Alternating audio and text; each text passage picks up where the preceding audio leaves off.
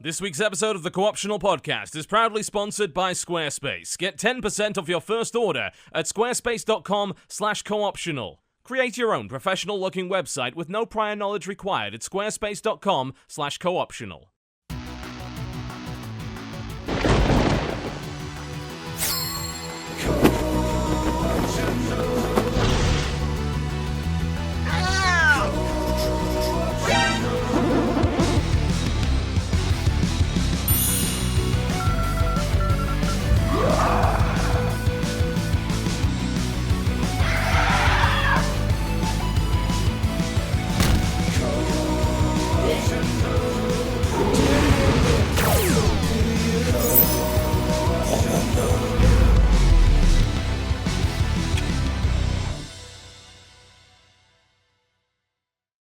Ladies and gentlemen, welcome to the Co-optional Podcast here on the 20th of September 2016. Just ignore the complete fuck-up of an intro that I just did. I was wondering what happened. I wasn't going to bring any attention to it. I may have, left the old template in there and then just stopped it and put the new one in and hoped nobody noticed. Everybody noticed. Wait, the old intro? The old one, yeah. Intro, and then you were like, oops. The disgracefully old one. And I suddenly realized, that's not supposed to be there. It's like, that guy worked for 3 months on a new animation. I forgot to use it. I'm a dickhead. That's just how it is. Love it. Yeah, it's like, hey, we're going to have one of our biggest shows in a while. Let's fuck it up immediately. That's just going to set the tone for the rest of the show. Our guest today has recently escaped the shackles of the colonial prison known as Australia. Congratulations on making it over to the wonderful land of freedom, as they call it. It'll be like this for a couple of months, and then everything's going to hell once the election comes. Don't say that. No, stop. Yes, got it just in time. Yep, just in time to see the world burn. Ben Yahtzee Croshaw of Zero Punctuation fame, welcome to the show. Hello, Internet. This is me coming to you on very unflattering below laptop screen webcam, Vision. Yo.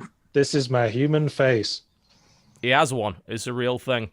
If you can believe it. You've only been in the States for now 4 weeks, I believe. Roundabouts, yes. I just came over on an O1B visa, which means I'm really great. And yep. The American government just wanted me. You're an exciting broadcast personality, so please says that come visa. to America. Please, forever.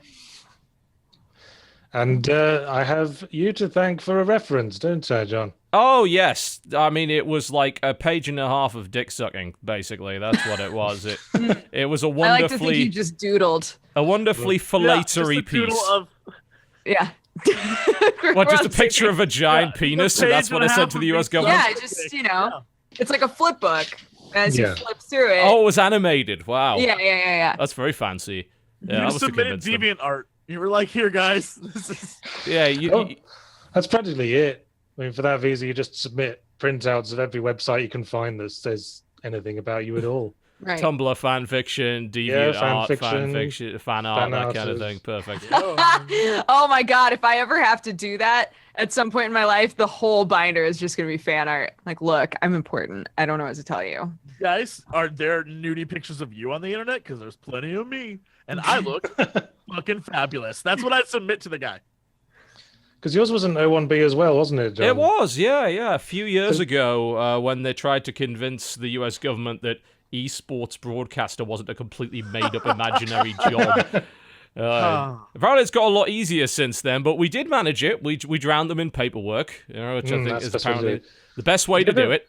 Did you ever get the whole petition together and just read through it and then come away feeling really self-confident for a while? Absolutely. At least half a day, I felt like I was just accomplishing everything I meant to, and that people truly respected That's like me. Forever. Yeah, it was half a day of joy before the mundanity set in once again.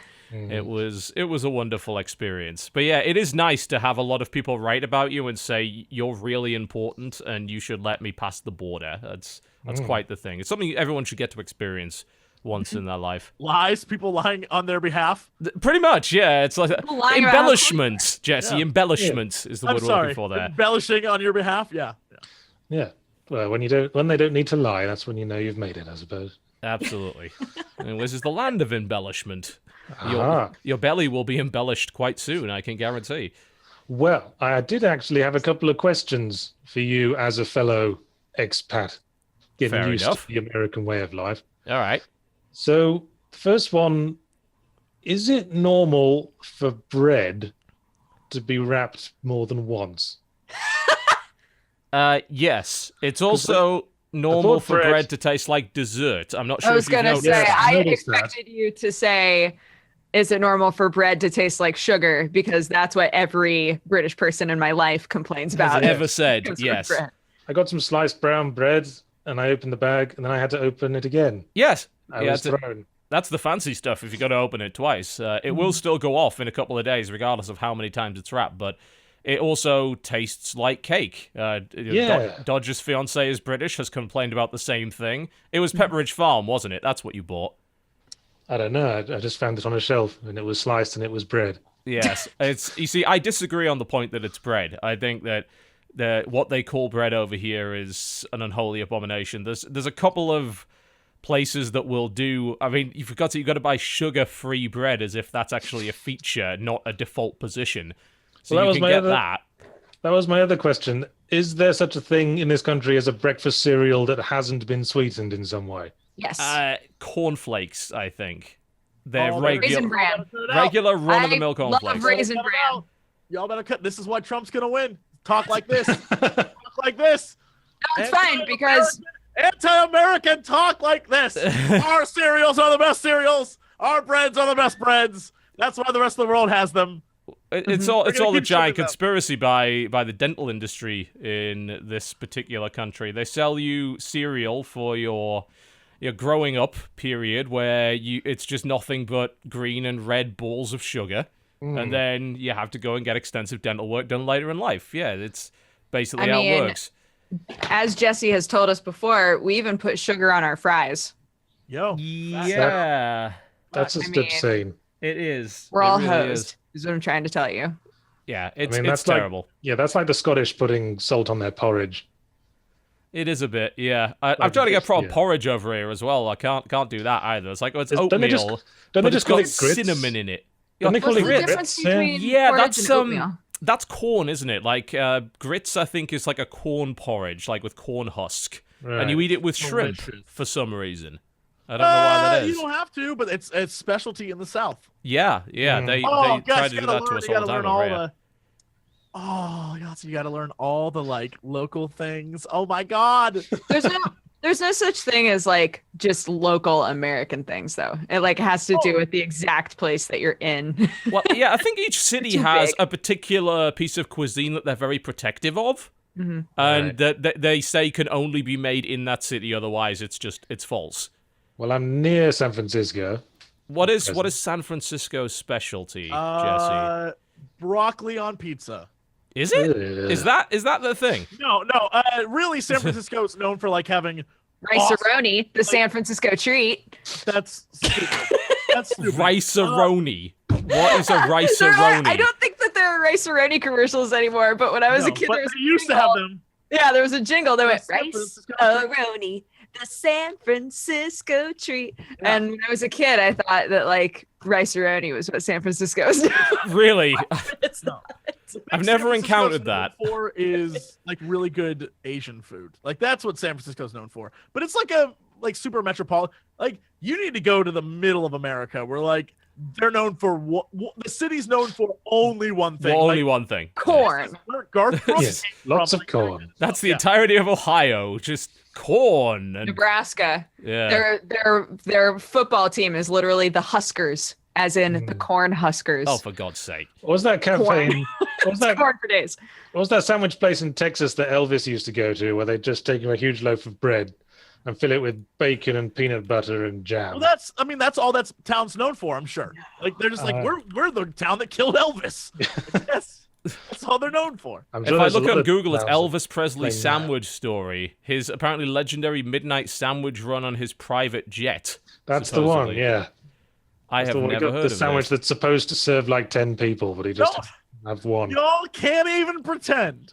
Yeah, If I you found had it. Elvis money. You can't pretend that if you had Elvis money, you wouldn't be like, F it. Let's go to Texas and get a crazy ass sandwich. I would do that. I'd jump on a plane, show up, eat the crazy ass sandwich, go home. Because that's Elvis money. So this town is known for the Fool's Gold Loaf, which is an 8,000 calorie sandwich made from a hollowed out loaf filled with an entire jar of peanut butter, 1 jar of jelly, that's jam for those outside of the States, a pound of bacon.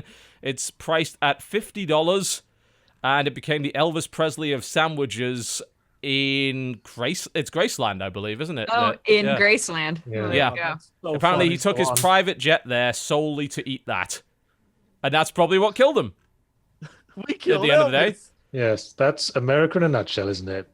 I've just Elvis looked at flying a What have we private got? jet to eat a giant sandwich and die. Yeah, I'm looking at the ingredients, and it says Oh, 2T margarine. America. I like to think that 2T represents 2 tons of margarine. It sounds about I right. I'm hope looking so. at the picture of it, and it seems like it Greatest might very well nation might on be. Earth. Oh, well, now we know what Heartbreak Hotel was about. It was just a massive cholesterol embolism. Indeed. Well, it's the Co-optional Podcast. We occasionally talk about video games and also sandwiches from time to time, has been known. We usually start the show off with the first couple of hours, at any rate, talking about the games that we've been playing this week. After that, we cover the news, assuming there's anything worth covering. There usually isn't. I would like to preclude any discussion before we begin by saying we will not be talking about digital homicide and don't their even ridiculous We already did. lawsuit. Now we have. God No, damn it. that doesn't count. It doesn't count. A disclaimer saying we does. won't. No, It a does. disclaimer saying we won't say Wonder it. name of the doesn't universe. Hey, Doesn't let's count. Let's not turn not talking about it into talking about it. Yeah, you see, you were trying to bait me into it. I see you at your game. I know what you're doing. No, we're not talking about them. They're shit. End of story. You don't need to know anything else.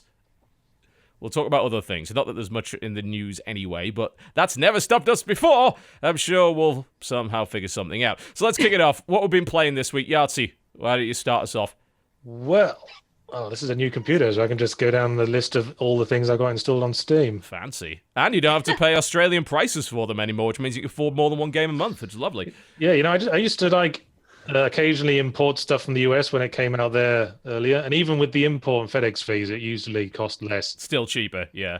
Yeah, I'm not Oh, I sure was what the tax is for exactly. It's like a safety tax. Like I guess the It's a postal bad- service has to run the gauntlet of dangerous animals to get it to. Well, it's just because there's a bad case of nanny state going on in Australia. Indeed. Yeah, they have to keep reminding people to put shirts on and not beat their wives. Yeah, they forget that very frequently. Well, last night I was playing a bit of Halcyon 6, Starbase Commander. yes. Have you played that one? I have, yes. What do you reckon to it? Because I was quite intrigued when I played it. I really got into it far more than I thought I would. Yeah, I'm not usually into like the space strategy thing. I mean, besides FTL, Yeah. which I clocked in like 95 hours in. Yep. Yeah, I haven't played it much, but I'm getting quite into it. It reminds me of XCOM in quite a few ways. Yeah, and definitely in terms of the base building, that's the sort of vibe that I got from it, and the way that you tech up against a foe that is extremely dangerous. I mean, the trailer kicks off by saying, like, oh, what if there was a alien god, and what if he really didn't like us? And you get this starbase, which allows you to build up your crew and build different ships and weapons and things like that. Your crew members and ships have a tendency of exploding violently. Yeah. It's like it feels like they throw like 5 different things to do at you, and you've only got like one tiny fleet to do it all with. Yeah, you're very, very limited in what you can do and the decisions that you have to make, and that means the rest of the universe gets progressively worse around you, and it's kind of a damage control game, I think. Yeah, it's like those games where everything's fucked right at the start, Yes. and everything is else. It's like Metroid Prime, say, where you lose all your abilities It looks great. right after the intro. I love the aesthetic to it. It reminds me of sort of 90s DOS games, sort of towards the tail end of when they were still making games for DOS before they went to Windows. That sort of really nice quality, colorful, detailed pixel art. Got some really cool animations going on with it. I particularly like just the way that the aliens just usually come apart and splatter everywhere. That's nice. Yeah, it's fun. Yeah, it's been in early access for quite some time. I played the early access version a while ago, and I thought it already had quite a lot of legs, and it seems like it's got even more now. When I played, it didn't have the ground combat. That has a particularly red shirt vibe to it from the looks of Yeah. it. You send your crewmates down, and they instantly get murdered or pulped, and the animations are suitable for that. They just melt down to the skeleton and fall on the floor, which I think is wonderful. So I wonder if it's a bit much that and the ship combat, which is basically the same but with ships. Possibly, yeah. Like I like to people compare to a mixture of FTL and XCOM, which I think there's definitely there's a strong feel of that. But what they ignore is the fact that the battles are basically Final Fantasy RPG battles, like classic turn-based JRPG sort of thing. You have a turn, you use an ability. They use an ability. They use an ability, so on and so forth. Yeah, it's very much focused on creating vulnerabilities in the enemy so that another member of your party can exploit them. Could shoot the shit out of it, yeah. Yeah. But the management layer is what keeps me in it, because it's, okay, those battles, they're fine enough, they're entertaining enough, they're not amazing, they're not something that I actively pursue in it, but because I'm constantly getting new stuff and new ships and I'm having to manage my resources on top of that, that's sort of what makes everything interesting, and that's what gives me the XCOM vibe, because that had that layer as well. I always feel a little bit paralyzed by games where everything's thrown at you right at the start. Like, should you be expanding the base? Should you be building new ships? Should you be exploring, like, into space exclamation marks? There's a lot of trial and error in that, isn't there? I think especially in the first few rounds of XCOM you have, whether it be the new or old one, you still run into that problem where it's like, well, I think I'm doing the right thing, and then suddenly at some point you realize, well, actually I'm fucked, because earlier on in the game I didn't keep up with this particular aspect, and now I'm being utterly overwhelmed and I can't do anything about it. So that does sort of justify a restart. I was trying to think of like how you could really fix that without holding people's hand too much. I think it's a I think it's just an inevitability of the genre, really. I mean, that's why I don't usually play like these big strategy games, like real-time strategy stuff. I prefer a game where I'm directing. I got to worry about one thing at a time, Yeah. Like Dark Souls. I'm just one guy. There's a big queue of horrible things in front of me, and at the end of the queue I can go home. Yeah, I'm never good with games where I'm supposed to be in charge of a lot of stuff. That's kind of one of the reasons why I really didn't enjoy playing Mass Effect games, because they were like, I mean, you play one person, but you're also controlling everybody else. I'm like, I don't want to. Can't they just do their own shit? Like, I never used the party control mechanics in Mass Effect and got through them all perfectly well. There you go. Unnecessary mechanics.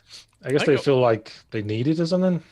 Yeah, I think at one point in Mass Effect it just came down to your two party mates were basically just extra abilities for you. You just hit the ability button, they do it without you having to control them. It's like, well, I mean, that's cool, but I might as well have that ability myself, because it's the same effect. They'd do it instantly as well, I noticed. Like, it would be immediate response every time you hit that button. They wouldn't just get into position to do it. You'd hit the button and almost immediately they'd fire off whatever crazy special shot that was. Like, wow, God, you're responsive, Jesus. It feels like the BioWare RPGs were always trying to, like, reinvent the wheel with the combat. I mean, Dragon Age Inquisition springs to mind. They had that thing where you could sort of freeze time and direct all your party members. Used it. Not in 3, no. Yeah, it was necessary in the first one. I took one look at it in 3 and never used it again. Well, it's probably for the best. As soon as you decide to move around in that mode, you realize that the camera collides with terrain. So instead of it zooming out to be kind of a tactical view like the first game, which played more, honestly, like Baldur's Gate than anything else. You just wind up obscuring your view even more. Yeah, it's like, all right, okay, I want to get around and think, I've just run into a hill, because the camera counts as like an entity in the world and it collides with everything, so it's a pain in the ass to use. And to be honest, like, unless you turn the difficulty up to complete maximum in that game, you never needed it anyway. You just beat away at things. That's so stupid. Yes, absolutely. Well, they've got to have their unique selling point. Otherwise, everyone will complain it's just more of the last one. Yeah. The problem was, like, the latest one was just 100 hours of MMO questing. Well, yes. Which was not very interesting, honestly. Didn't like that. I'd rather go back to the first one. I kind of liked 3 more than 2. I mean... I liked it from a story perspective, mainly. Because 2 just feels like a dude and his neighborhood watch group. Yeah, it really was. Like, I'm in a city, horrible crimes are going on, let's go solve the crimes. Oh, you need to go outside the city? Well, there's a generic-looking cave that you can go to and never visit again, except for the fact that the next one you go in looks very, very similar to that cave. But it was a different cave. Honest, totally different cave. But Inquisition, I felt, was much stronger in the story. because you had a much better sense of the threat hanging over you, because it literally was hanging over you in the sky. It had a nice grand scale to it. I like the idea of building an Inquisition. I just didn't like the fact that I was building an Inquisition and yet I was expected to take my strongest warriors to go find someone's lost ring in the hills or whatever. Yeah, it was the micromanaging thing that was annoying. Yeah. Was there ever a game that had side quests that you could do, or you could just give to like an NPC party member and leave them to it? I mean, That would be amazing to pick up a quest, but then get to delegate it to somebody else. Yeah, I played plenty of You're the games where Inquisitor. I played plenty of games where you got the main quests that you have to do, and then you've got like a side list of things that you can send your NPCs to do, like Assassin's Creed Brotherhood. Yeah. You just send them off to come back into your house. I've never seen one where you could just get them to do your stuff. That would be nice. What? No, it wouldn't. What would be the point of that game? Well, if Because you're then talking you about can focus on the things that are interesting. It's like Exactly. bear asses. You can be like, go get bear asses, and I'm You gonna s- do more important No, shit. no, like but drink. that's different though. That's the side quest stuff. That's Well, different. if it's a very broad game like Dragon Age Inquisition, there's going to be a lot of activities you don't find that fun. No, that's absolutely the problem with that game. It is completely stuck full of that kind of stuff. In certain zones, you could be there for 20 hours completing pointless tasks, and yet the game has a system where you can send agents and delegates to do things, and yet you're still expected to do the boring shit yourself anyway. I mean, the one problem I've got with the current WoW expansion, with the whole class hall thing, and you've got followers, is that the quests that you're sending them on are kind of the same sort of quest that you're doing yourself. Whereas surely they should be doing the less important shit, whereas you should be doing and dealing with, as a mighty hero that is wielding a legendary artifact weapon, something that really affects the storyline in some way. It's not just WoW that has that problem. There's plenty of RPGs that have that problem. And you're trying to... Come on, you're thinking about something, Jesse. You want to disagree with me on this? Come on. What you got? I firmly disagree with you because Why? what you're describing is the garrison, and the garrison everyone hated. So Yeah, but the class order's the same thing. Like, you're still sending them on silly, a pointless... lesser version of what the garrison was because people like the concept of what you're talking about. The idea of having a game where you, and I'm with you, look, that's why I didn't like Final Fantasy 14, which was, I'm the chosen one, yet I have to deliver your sandwiches to you. Why? That's stupid, right? But the premise of you should have other people being able to do it for you, eventually it became a Facebook game where you logged in literally just to press a few buttons and you logged out and you didn't come back till tomorrow and they did the exact thing over again. I think it's hard to have a game where you, the hero, are only doing the cool stuff and not the like work to get to the cool stuff. Cause I don't know. There's some sort of gaming philosophy there of like, maybe you need to earn it. Well, you can earn it. You start off at the low level, and you work up to the level where you're doing the cool missions. And if you've got any like low level quests left over that you didn't get around to finishing, like get the man his sandwich, you can just pass that off to someone. But I think that's cool. I like that idea. But I think the problem there is that's very, I don't know, JRPG-y, where the idea of you starting as you are the new guy. And you are like, yeah, I'm the new guy, and I'm going to like earn my keep and do this stuff and work your way up and find a party and group together and then go fight the bad guy. If you take Dragon Age, for example, you start that as the hero. I have this awesome power from the get-go.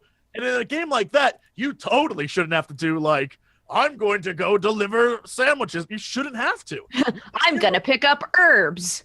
Yeah, and I feel that's like- the biggest problem with, especially with frickin' Dragon Age Inquisition. It's like, how much foliage do I have to pick up during this game? All of it. I love that shit. You're wrong. All TB. of it. You're wrong. I will never understand your desire to do that. That's just the just collect it completionist all. in you. It's the reason why I go to conventions and get all the shitty shirts I'm never going to use. I must have them, TB. I would say that if it's in terms of foliage collecting specifically, Okay.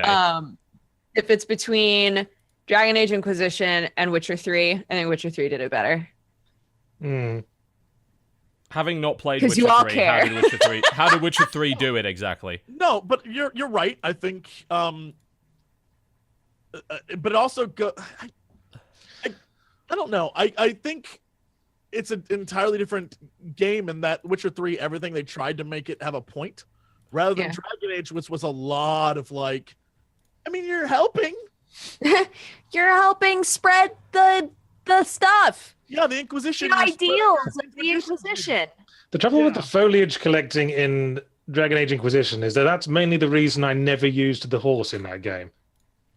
Because you got on the horse and then you immediately had to get off it again in order to pick the nearest flower. Yeah. And you never know when you're going to need 30 of those things. They just spring it on you every time you want to build something. Yeah, it's like, hey, you want to build this cool upgrade to your castle, which I like the idea of having a home base that you can upgrade. I don't like the process of apparently having to gather the entire building material block for the castle myself, rather than having someone to go and get it. That was the one thing you could delegate. You could send some guys to an arena to pick the resources, and then come back with like 3 of each. Yeah, it wasn't anywhere near enough. It's like, you need 60 of these. Like, well, we got 4, boss. I'm like, right, okay, you go back out there and get some more then. How did that work in Far Cry Primal? Because wasn't that an aspect of Far Cry Primal? Being able it was horrible. Yeah, it was just as bad. It was just as bad. It's one of those things where they created it, but you're way better doing you're way better off doing it yourself. Well, it would be hours before they came back. Like, your little village had the ability to go and bring you stuff, but it took forever, and when they came back, they brought you the wrong shit. You couldn't like order them to do it. They just do it. It was an automatic thing. It was like the shipments in Mad Max when you had it set up so the raiders would come and bring you some scrap or something at some point. You know what you reminded me of is one of the Harvest Moon games, where at the start you choose if you're going to be the boy or the girl, and the one you didn't pick is like your farmhand. And you can tell him to plow the field or like plant whatever, but he'd do a really half-assed job if he wasn't fond of you. So that was part of it. Like, you could get him to do a better job like you wanted him to. You just had to, put some investment into him. Buy him some flowers now and again. That's not too unreasonable. I suppose it's an improvement. At least you can do something to make them less shit at gathering. Yeah. I mean, it's at that point that you wonder, well, if these sort of gathering ideas and these gathering mechanics are so goddamn dull that you have to create a system to automate them, then one has to wonder why you have them in the first place. Well, you got to have crafting. Apparently you do now, yes. Yeah. Crafting is never crafting either. It's bloody... No, it's just... It's an assembly line. It's not crafting. You don't put your own personal flair on it. It's just like XP or money, but you've got 500 different kinds of it. You have to bring the right kind. Yeah. Find the bits, put them together. I think the good kind of crafting is where you could sort of intuit it, like Minecraft, where you have to like lay out things in patterns. Yeah, it was a nice idea, that, actually. Obviously that's all sort of ruined by access to a wiki, but if you choose not to do that, then at least when you discover a new recipe, you felt like you're actually doing something sort of as an inventor or a crafter, instead of you get a list of blueprints. It's like, right, okay, then, well, I know exactly how to make this. I just need the right stuff in my inventory and click go. That's it. Here we bring up No Man's Sky. Did you get to play it? Did you spend any time with that game? No. I did, I played it for review and then no more. Yep. It's about as long as you need to play. Yeah. And then you look back at that video they put up at the E3 2 years ago and you just go, shouldn't this be illegal? The amount of fucking excuses that keep getting made for that people will dance around the idea that is false advertising. And that to me sort of blows my mind. Maybe it's a more American ideal, because in the UK, the Sale of Goods Act is fairly clear about this shit. You can't actually put a bunch of stuff on your product page that isn't in the final game. And as I go to No Man's Sky's Steam page, what do I see? The first order playing video is that. It's of the E3 thing 2 years ago. Yeah. The UI isn't remotely the same. The way scanning works is not remotely the same. There are creatures on there that do not exist. The amount of activity going on in the air is not something that happens either. That even like the graphical fidelity, there is not a single planet in that game that looks anywhere near as good as that. Yeah, pop-ins like crazy.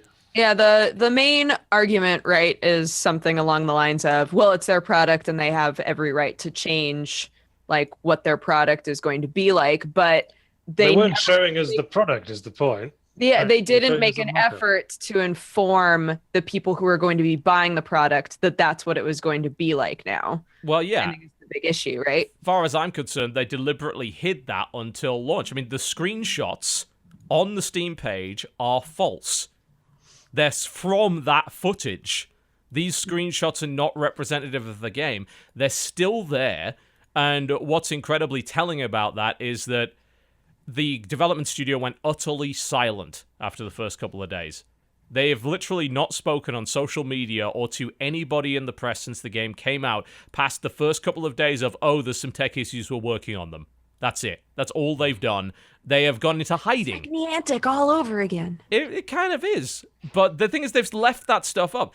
People, as you said, will make the arguments like, oh, they have the right to change it. Yes, but then they have to tell people they've changed it. Yeah. You can't then use the older footage as the means to advertise, in fact, the only means to advertise your game. There's not a single accurate screenshot or video on that store page. Not one. It's all still from 2 years ago. I think the accurate thing is the 35% positive user reviews. I would say so. 68,000 reviews, only 35% of them being positive. That certainly sounds about right. There's not a single positive review on the front page in any way, actually. They're all negative, all the top voted ones. And you can never necessarily trust that because I think it's very easy to get on a hate bandwagon for a game and people will mass up front. Oh, you found one. I found one positive review from someone who's played it for 147 hours. Okay, I mean, give them credit for that, for sticking with it, certainly. It just says, not for everyone, ... Not for everyone. That's the ultimate cop-out. Glowing recommendation. Not for everyone, but I like it. That's the extent of the review. Great. Perfect. Wonderful. Thank you. Yeah, brilliant. I remember when this game first came out and all of the articles were things like, this man has spent 100 hours on his very first planet. Will he ever leave? Find out. I'm like, Jesus Christ. Why? This is the most boring content I've ever seen in my life. There's nothing on the planet. There's nothing ever worth exploring the planet for. You land on the landmark, collect the thing, which lets you have a few more words for the language. If there's a pickup, grab that. If there's a little abandoned base, go there, get the thing inside, and then leave. Once you've got the resources to take off again. The entire first few weeks of this game was that before it was on PC, almost every person you saw was gushing about this game. Yes. Console players were losing their minds over this game. The minute it hits PC, everyone shits on it. And I think we've talked about this before. It's probably because PC players have access to games that are very similar and way better than this. Yes. And console gamers don't. Yeah, they don't do exactly the same thing, but they tap the same vein. They go after the same desire. Whereas on a console, no. I mean, you generally don't even get a game that lets you fly around in 3D in space. That's not a genre that usually lands on that machine at all. Much less here's an infinite universe to do it in. Yeah, No Man's Sky feels like I compared it to Spore in my review. Mm-hmm. The Spore was supposed to be this big galactic thing, but what it amounted to was just lots of little things to do smashed together. Yeah. And No Man's Sky sort of feels like one of those crappy Steam survival games with a bit of Baby's First Elite Dangerous tacked on the top. It's like absolutely, yep. That game has not got a single individual element to it that I find compelling. Not one. And that's... Most of those survival games have something that I think is pretty neat or well executed, or at least has a core gameplay loop that's interesting. No Man's Sky suffers from perhaps the worst crime of all of just being boring whatever you do in it. Doesn't matter what it is. And some people have described it as, it's more of a cerebral Zen experience about exploration. And it's like, that might be true if I didn't have to refuel fucking everything every 2 minutes. That definitely gets rid of a lot of the Zen, honestly. Yeah. It's funny, when you go past a certain point of procedurally created content, it all just gets samey. Mm-hmm. It's a sort of horseshoe theory, I suppose, of it. You just go too far in the wrong direction. And honestly, this was something you were saying a couple of weeks ago, Dodger, that procedural generation to you is no longer a selling point. It's actually a negative. Yeah. It's put in the features list. Yeah, I think it can... Stand by that. Yeah, I mean, I agree with you. I do. I don't think it's... I don't want 18 quintillion planets. I'd be happy with 10 good ones. That would be fine. I think if you have some procedural generation, it can be all right. Mm-hmm. Yeah. Like if you're just working with like a roguelike sort of thing, where you got a really good combat engine, and a really good realized visual design, and you just randomly generate some levels for it and have some design stuff as well. Yeah. It can add a bit of lastability to it. Yeah, I mean, you can just connect pre-built rooms in a different order and then throw together a couple of procedurally generated corridors or whatever, or have a part of the room which maybe the room is 80% the same every time, but there's a couple of things that could be different that sort of move around, so go the half and half approach. I think that works pretty well. So you can't memorize the layout, you can still surprise the players. Yes. With like monsters jumping out. Yeah, but there's a feel that each level is still well constructed and well conceived, and everything's there for a reason. A lot of these procedural games, everything's there. It's like, well, why? Why is it there? Like, is it there for a logical reason? No. Is it there to help the game flow? To make sure that every, say, 30 seconds you're finding something cool or interesting? No, it's just there. I was like, well, that's not fun then, because there's probably not going to be, when I go into this cave, will I find something cool? And the answer is usually with procedurally generated games, no, you won't. So why go in the cave? Because I think it's people like the potential that there could be something cool in there. Yeah, but I mean, they're being led by the nose then, isn't it? You know, the mouse never People love that gets shit, the though. cheese. We love that crap. Binding of Isaac, I'd say, is a game that is pretty high on the random levels, but it still manages to be compelling because it's about a very simple core game mechanic that can be twisted in all kinds of ways with single pickups. Yep. It's also a session length thing, isn't it? Because you've got an Isaac session is a self-contained experience, and once you die, all right, you know, it's bookends it. It's a start and a finish. Okay, maybe you get a suboptimally generated level set this time around. Well, I mean, it's gone now. You died. Cool. Let's roll the dice again. You know, and maybe next time it'll be better. It also benefits in the same, and maybe this was kind of touched on, but it also benefits in the same way that WoW does, in that it's been around for a while now and has a lot of variety to offer. Yeah, it's got a lot of development time behind it now, so it's stock full of things. I mean, I feel like if you've never played Binding of Isaac, it is probably, assuming you like that kind of game, which I unfortunately don't, but if I did, I would love to dive in right now because, like, wow, what a content-rich experience. Yeah. After years and years of having it worked on. Yeah. I think one of the problems with a lot of procedurally generated games right now is that, yeah, it's procedurally generated, but it still somehow manages to be boring, right? Yes. Like I'm still seeing the same things over and over again. I'm still seeing the exact same monsters over and over and over again. It doesn't feel like the gameplay experience is any different, even though you're offering me this thing that's supposed to be sort of like random. Well, that was definitely a problem I had with the Curious Expedition. Oh, you've played that. I have not tried Yes. that yet, because I was a huge fan of Renowned Explorers, which I'm told is a fairly similar game about, you know, you get a party together and you explore a strange island or whatever, and people were saying, oh, you should try the Curious Expedition, but I never got around to it. What's the issue with that game? Well, I've played it a bit, and each time you like start a campaign, you lock yourself into 6 like adventures successively. Mhm. And every adventure sort of feels the same to me. You go to a strange land, you find a native village or two, you kill a tiger, and then you find a golden pyramid. But it's not like Isaac where the gameplay fundamentally changes based on the random rolls. It just all feels like, you know, the same adventure, but you're taking a different path each time. Right. Renowned Explorers has a similar issue, but I think it gets away with it because the actual combat system behind it is very in-depth. It's very interesting the way that they have created these different systems in different states that interact with each other. And as a result, you kind of go through it, it feels very much like each island feels kind of like an FTL run. And it's always going to have a theme. It's going to have a set of enemies that are specific to that island, a set of encounters. You're obviously not going to see every encounter every time. But the combat and the core loop is just so good, and you feel like you're always getting better at it, that you get over seeing the same thing multiple times. It's still enjoyable. Yeah, well, if the gameplay is fun to play, that compensates, doesn't it? It does. Each time you play it, you get the catharsis. Mm-hmm. But I think the Curious Expedition goes for a bit more of a focus on storytelling. Right, like it's a less pen combat. and paper RPG thing. Combat's done with sort of a dice rolling pen and paper style system. Ah, okay, yeah. So yeah, it kind of loses something because you're seeing the same encounters all the time. Yeah, I don't think I necessarily find that interesting as a result.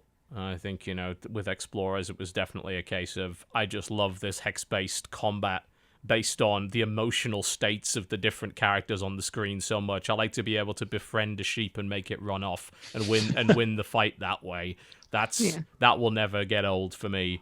And you can just, even if every other aspect of a game is terrible, if hitting things feels good, it's still worth playing in my eyes. Well, that brings me to another game I've been playing this week, which was Mother Russia Bleeds. Oh yeah, how'd you feel about that game? I liked it because it is very cathartic. You hit something and it sounds like you've punched a bag full of Doritos and slime. That's satisfying. It is a messy game. I mean, I looked at it. It wouldn't be as fun if it wasn't messy. Indeed. It's part of the catharsis. Gave me a bit of a Splatterhouse vibe in the sense of when you punch things, they explode into bones and meat kind of thing. Well, not so much, well, not just that, but Splatterhouse also had like a sliding tackle move, which you ended up relying on for most of the game as well. Yeah. It has drawn some controversy for just being horrible, but, I mean... Well, sure. What do you want? It's Devolver Digital. What do you want? Yeah, it's like, okay, it seems like it's very deliberately designed in that way. You're not really supposed to feel what you're doing is a pleasant act, which is fine. Well, they do sort of present it in a almost sort of cartoonishly wholesome kind of way. Interesting. And the way it's presented as like a brightly colored pixel art 4-player brawler, it's sort of distancing itself from the actual gritty realism of the stuff inside it. Yeah. If you see what I mean. Yeah, I'm sort of getting the vibe from watching Northern Lions playthrough in the background right here that's currently on the screen for people. Yeah, a lot of blood, a lot of... You can punch people into the ground. That to me very much gives me a Hotline Miami vibe. Yeah, it's very... They have an aesthetic that they love, for sure. Like at Devolver just in general. Yeah, and it's interesting to point that out because Devolver, of course, is not a developer. They're a publisher, but they tend to go for a certain kind of game. Yeah. I've noticed. And pixel art and gore. Yes, both of those things. It's like, all right, it's colorful and cartoony, yet adult. It has gritty themes. It can be... particularly gross, if that's I don't like that word. I think it's a silly word. It's a childish word. The word gross? Gross, yeah. It's just... I feel like that's an underutilized word. You think it's underutilized? I think it's overdone now these days on the internet. It seems to be a generic word for, I don't like it, and I'm sort of put off by it, but I can't quite identify why. Right. Sort of just a filler term, more so than anything else. Grotesque? Would that be a better word? That's a great word that's underused. It's got a Q in it. And not many words we use online have that, especially when they don't start with it. So I think we should go for that. This guy, I'm watching the screen right now and looking at Mother Russia Bleeds, and he's fighting pigs, quite literal pigs. Yes, you get to beat pigs to death. I was always a huge fan of Streets of Rage, and I always felt like the combat in that was incredibly cathartic because of the amount of impact that's going on. I'm getting that vibe from this. That's definitely, impact is definitely the word. Yeah, a lot of splodge when you hit something and bits of it come off. I need to try it. I've had review code for this a couple of weeks. I just have not got around to it. Wow, that pig's head just exploded. Huh. That was unnecessary. No, I mean, looking at this game. Disagree. None of this is necessary. It's games, for God's sake. Absolutely. And I like that. It's nice sometimes just to... at the end of it feel like, it's like, I've done a bunch of horrible things, but it's video games, and that made me feel better. There's not quite enough video games that let you do that. It's like, well, we have an important moral message to share with you. It's like, sometimes I'm up for that. It's not like games can't do that. Absolutely, they can. Most of the time, they ham-fist it horribly. And then there are some times when you're just punching a ham with a fist. And that feels cathartic. Ham-fisted. Oh. It's like, was it clever? Was it dumb? Who knows? But I want to beat the shit out of some pigs now. And topical. So clever. Absolutely. I want to beat the shit out of some pigs. I'm gonna... Still gross, but like so clever. I'm going to play the shit out of this. This actually looks great. I don't know why I haven't got around to playing it yet, but... So your overall sort of opinion of it is pretty good, right? Yeah, I'd recommend it. Cool. Excellent. What was the last game that Devolver put out that sucked? Oh. Because they've got a pretty good track record right now, I think. they're not necessarily for everyone. It's not for everyone, guys, but I'm looking through the list of stuff that they released by release date. So what did they put out? Mother Russia Bleeds, obviously. Something called Neurovoida. Oklos, that's the Greek mob simulator game that we all rather liked. Yeah, that was pretty fun. A little bit of Pikmin, a little bit of beating up giant Greek gods, and a little bit of Discworld. For fuck's sake, they published Reigns, which was a lovely little game. Oh, yes, I played that. Ah, it's great. That's the only reason to use my phone that I found in the last 6 months or so. They It's also like Crusader published... Kings meets Tinder. Yes, absolutely that, yeah. Also, With the did you know they Satan dog. published a bunch of weird short indie films? Really? Indie films, really? Yeah. So I did not know that. So they published a 5-part documentary called Let's Play, which is about making indie games. But they also published a few other movies. Please Hold is a short comedy about the frustration of call centers, the idiocy of online dating, and the utter bamboozlement that comes to one poor chap when his dream woman moves in next door. And her head explodes. It's awesome. Bamboozlement. The ending The is bamboozlement. amazing. The Doghouse. A man becomes obsessed with discovering why his new dog's former owners gave him up for adoption.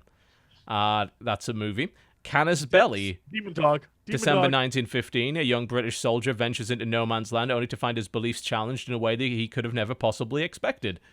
The Mechanical Bride. Discover the state of the art in artificial companions, from life-size silicone love dolls to humanoid robots and the men who build and love them. Go on. Yes. Yeah, so they've published a bunch of those. They actually have now a company called Devolver Digital Films. And, oh god, that's creepy as fuck. I just went to the Mechanical Bride screenshots, and I am terrified. Yeah. Not into it? Don't like it? I just want to see if I can find a trailer for this on YouTube so I can inflict it on all the viewers right now. Because this is terrifying shit. Clicked on our viewers. They're going to be like, I'm downloading that shit. Love it. Yeah, go buy it for $1.99. Yeah, Don't Devolver get us Digital has... banned on Twitch. That seems like such a whimsical thing for them to do. It's almost like, we have a lot of money now, let's now have a film division for the sake of it. It's like we're now too rich for our own good. The start of this trailer is highly bizarre. It's all done, sort of 1920s monochrome with him building a doll. And oh, Jesus God. It didn't. Right! That was tits. Okay. If we're kicked off... I said, don't get us banned on Twitch. If we're kicked off Twitch in the next 20 minutes, that's why. They're so not real breasts, even though they look... thrilled that happened. Here's a bunch of silicone heads. Oh god, it thrusts its pelvis. I'm done. No. Nope. Devolver Digital, what the fuck have you done? What Are you surprised? This seems right up their alley. It actually does. That's the This seems sad like exactly the sort of movie they would be like, If anyone was going... here's some money. I need to it make a happen. gif over the break of that slowly gyrating doll and just That put was it the on loop. slowest thrust I've ever seen in my life. Oh my to be fair. god. Stopped It's like watching. Alex. Very slow. Stopped watching right before they just started beating everything to death with pigs. Wow. Yeah, so I don't want to. I'm not going to judge their film division. I think their game division's doing pretty well. Their film division might need a little work. Flawless. Guys, keep it I up. think we should all watch this film and then come back and do a full review, a full extra co-optional video podcast. It still will not change my opinion. We're already a I will fuck video robot. podcast. We don't podcast about video, like So a video movie podcast about video, a videos. movie podcast. All right. But This is only from the the same Devolver- company that published Hatterful Boyfriend. I just want to point that out. Pigeon Devolver dating, video mechanical breasts. Perfect Yeah. together. It's Yeah. lovely. Absolutely. Wow. Yeah. Mind blown. Well, Incredible. it's having sex with birds, isn't it? Oh, yeah. Devolver Digital is currently down, apparently. Oh, we crashed devolverdigital.com because everyone bomb rushed the site trying to find Because everybody the was like, silicone tits. boobies! Great. Sorry, Devolver Digital. We're such simple creatures. I don't think we owe them an apology for that, honestly. No, not at all. Yeah, you apologize, Devolver Digital. Apologize to the Absolutely. world. Absolutely. For scarring me for life with that trailer. Good lord. I'm surprised that trailer is still on YouTube with their now ad-friendly content policy. I would have thought slowly gyrating mechanical sex dolls were not advertiser-friendly. What are you talking about, man? That's perfect advertising. Yeah, don't censor me. Free speech. Everyone's gonna, Half the people watching this went off to go and find where they could get a gyrating mechanical pelvis. Free speech. Oh dear God. Anything else you've been playing this week that springs to mind? You know what? I've been on a huge Quake 1 kick recently. Any specific reason? I was gonna say, was that inspired by something specific? I don't know. I guess it was, because the new Doom came out this year, of course. And I played that, enjoyed it very much. Yeah, it was great. But I tried to just play it in a more casual setting, but it just felt like a bit of a faff. Starting the game, going through all the screens, loading up, and then I thought, here's Quake. It's fast. You can just load it up and be straight into it. And it's the same sort of fast-paced 90s shooter combat I was after. I just got weirdly into it. I played through the whole thing on hard, then tried again on Nightmare, and then tried again, but without quick saving.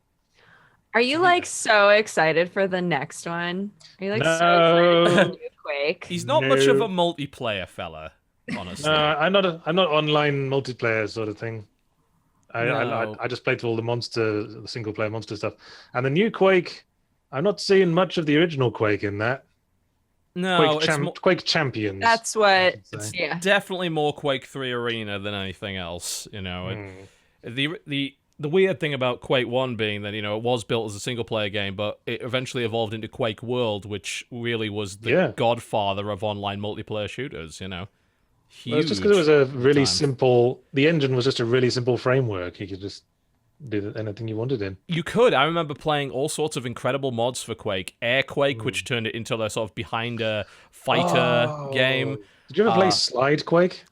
Oh yeah, that was the one where you just sort of had to surf along the different surfaces and bounce all over the place, right? Yeah, and you only accelerated when you were on a downward slope. Yeah, it was skiing, basically. Yeah, it was skiing. I used to play a lot of that, just by myself, just trying to beat my times. There's a game called Tremulous, which turned it into a real-time strategy. Also, Quake Wars, and then, weirdly enough, there was actually a game called Quake Wars that came out after that. Your mod's had nothing great. to do with it. God, yes, they absolutely are. It's... Jesus. Isn't it weird when major companies really hate mods? Isn't that weird? Isn't it weird when their name is Sony? Sony? Shut down that whole thing, like it's not going to breathe new life into their game and keep it relevant for longer. Isn't that weird? I mean, it'd be absolutely terrible if you gave control to your users. They could do horrible things. They're going to do terrible things to the game, really. Yeah, terrible. I mean, we can't give them that much control. Ensure it's still playable 10 years down the line, something like that. Indeed. Well, the thing is, if you do that, then you can't sell them a remaster later down the line, or something along the lines of Duke Nukem World Tour. Oh my gosh, so true. How are we going to make money if we allow mods? Yeah, we need to be able to release this game once Not again. like people would buy that game much later because of a mod, so that they could play the game. Oh, totally not. That's never happened in the history of gaming. No one, a mod has never revived the sales of an older title. No. It's a shame that that'll never happen. Yeah, it's a shame that will never happen. You're right. It could, but it's just a pipe dream right now. Just a pipe dream. Well, the new definitive edition, though. Well, the new Doom was trying to do that integrated mod thing, wasn't it? Which isn't a terrible idea per se, but the weird thing about Snap Map is that I assumed Snap Map would actually be a hell of a lot easier to use than it was. Is it not? I thought that it was. When I was preparing for the video on it, I spent a good 6 or 7 hours watching tutorial videos of how to do things in that editor. If you want to make a map, it's super easy. If all you want to do is put preset rooms together into a map for your friends, that's a piece of piss. If you want to do anything more complicated than that, it has a full-on scripting system in it. I've heard it's a bit technical. I played one mod it is. around when it came out, which was like a Harvest Moon mod. Oh, yeah. There are some things you can do. I was trying to build a very, very basic kind of League of Legends-esque game where I could get dudes to spawn on either side, and you could collect currency to buy weapons. It took me about 6 hours to learn how to do the very, very basics of that, and then I ran into the limitations of the actual program. Because of the fact that it has to run on consoles as well, you're usually limited in the number of units you can spawn at any given time, which made the whole thing very difficult. But now, apparently, there are some real mods that do that, and actually work pretty well. But it's probably still an inferior version of Forge for Halo 5 at that point. How many, what's the concurrent user base like on that game right now? For Doom? Yeah. That's a good question. We'll find out by Steam charts. I imagine it's probably not that high because, I mean, when the multiplayer came out, it wasn't what a lot of people wanted. Yeah. I didn't hate the multiplayer, I'm going to be honest. It wasn't what I thought it would be. It was a bit slower. There was less movement involved. It felt a little bit Halo-like with the 2-weapon system and everything like that. You know, I really just... And they've now finally released this, or they're about to, an actual proper deathmatch. I mean, they launched Doom without a deathmatch mode. Everything was, like, team-based or something along those lines. There was no, you go in with a pistol, find your weapons, everyone's trying to kill each other, you find your power-ups, you kill each other that way. That mode didn't exist. And that, to me, was mind-boggling. Because I would have played, I think, a lot more of it if I could just jump in and do a bit of that. Concurrence-wise, about 2,500 a day. I don't know how many of those are playing single player and how many are playing multiplayer though. But I don't think the editor thing ever really took off in a way that people were willing to spend enough time to make a really good level for it. Yeah, so if you're gonna do like, make your own game stuff within a game, if you're that way inclined, there's plenty of stuff that you can do that without having to be tied to a game these days. You can just mess around with Unity or Game Maker. It's surprisingly easy. In fact, there are entire companies who have made their livings on just doing that. Yes, I released more than one Game Maker game on Steam. That you did? What is it called? I made a game called The Consuming Shadow, which is a Lovecraftian roguelike game. That is wonderful. Where can we find it? And how much does it cost? You can get it on Steam for $9.99. That is a bargain. Incredible. Yes. You're practically giving it away. I bet it's so fun. I also made the zero punctuation game Hatfall. The Hatfall game, yeah. Game Maker, which also has a Steam release, but it's also playable on browsers. But there's more features in the Steam release, so there you go. We should all head to Steam right now. Yes. Absolutely. Have a look on Steam right now. Play it during the break. That sounds like an awesome idea. I concur. Absolutely. Speaking of sellout, squarespace.com/cooptional. Get 10% off your first order from the sponsor of our show today. We're going to play an ad that I wrote about 3 hours ago. I'm not guaranteeing it's going to be any good, but frankly, it never is. Squarespace.com/cooptional. After that, we'll be taking a break. When we come back, yet more casual game discussion and all sorts of other things. You're watching the Cooptional Podcast. Special guest, Ben Yahtzee Croshaw. Don't go anywhere. We'll be right back. Pew, pew, pew. John, we need to have a serious talk about the financials. We're in dire need of new sponsorship. Don't we have Squarespace? Squarespace haven't been so happy with your ad scripts as of late and reduced their monthly payout. To how much? About $350. 3.5K? Well, that doesn't sound so bad. No, 350 as in $3.50. Oh. Well, don't we still have the YouTube AdSense revenue? Thanks to the new ad-friendly policy, it is now literally impossible to create a video that is considered friendly enough to advertisers to place ads on. What about too many sodding games? They misheard it as too many Sodom games. It offended the religious right, who forced our advertisers to pull out. After Hour? References alcohol and encourages children to attend underground back alley speakeasies in pinstripe suits. The advertisers want nothing to do with it. WTF is? It's highly offensive to the identity of a video game. It can be whatever it wants to be, and you should use its appropriate pronouns. Damn it. That only leaves the Cooptional Podcast free of profanity, adult themes, partial nudity, sexual humor, controversial subjects, natural disasters, and human tragedy. Exactly. You need to sell more sponsor space on the show right now, or the company is going to go under. I've got just the thing. I'll create a website on Squarespace that showcases our content portfolio for the sponsors. After seeing the high-quality, professional, and completely politically correct content of the Cooptional Podcast, big brands will be flocking to advertise on the show. Okay, get back to me when you have something. All right. It should be easy to showcase all the amazing aspects of the podcast. Well, first, let's talk about the structure. Structure. Flexible. Yeah, let's just go with that. All right. Well, what about the pedigree of our hosts? Let's start with a list of Jessie's accomplishments. We can come back to that. What about Dodger's amazing weekly contributions to the show? Number 1, she's on the show. Number 2, she's got a webcam. Number 3, speaks relatively fluent English. Number 4. Well, you know what? Less is more. Let's just keep it nice and concise. Now, why should you advertise on our show? Well, somehow we've convinced about 300,000 people to tune in every week to hear our cutting-edge, insightful industry commentary. How did we do that? Did we bribe them with 10% off their first order at squarespace.com/cooptional? Did we convince them through years of hard work and consistency to... No. Did we utilize subliminal messaging to force our viewers to watch our trite nonsense? Not only is it possible, it's highly likely, and you, the sponsor, can benefit from that. Market to an audience of over 300,000 people that have no idea why they're watching. But somewhere, deep down, in their subconscious, they know that they must. Just listen to these incredible testimonials from our long-term sponsor. At first we thought it would be a great idea to advertise on the Co-Optional podcast, but now we're locked into a long-term contract that we can't legally dissolve without an expensive court battle, and our ads are basically Tumblr fanfiction. Squarespace.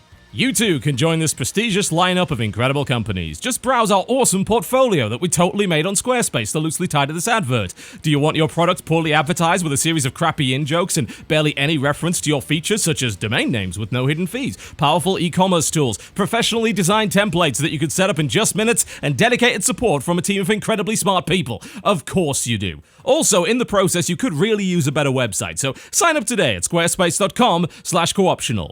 Squarespace, set your website apart. Please give us money. Ladies and gentlemen, welcome back to the Co-Optional podcast. Jesse, you seem to have discovered maybe the worst thing on Steam to date. I disagree. I think it might be the best thing on Steam to date. It's a game called Badass Babes. Yeah, And it is Badass Babes kicking ass. Hey, 95% positive reviews, can't be wrong. Yeah, it has positive reviews. It must actually be like good shit somehow. Somebody did, yeah. There must be good shit in there. Jim Sterling created a video of it 2 days ago entitled Badass Babes Ad-Friendly Content.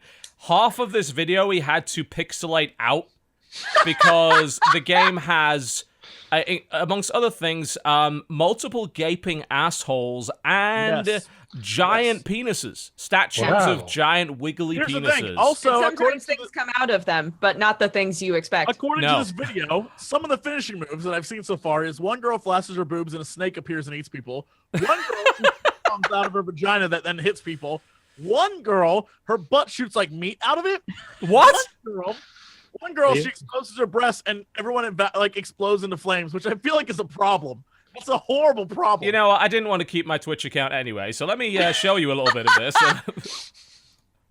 Be careful. Look, it's up. It's just be careful.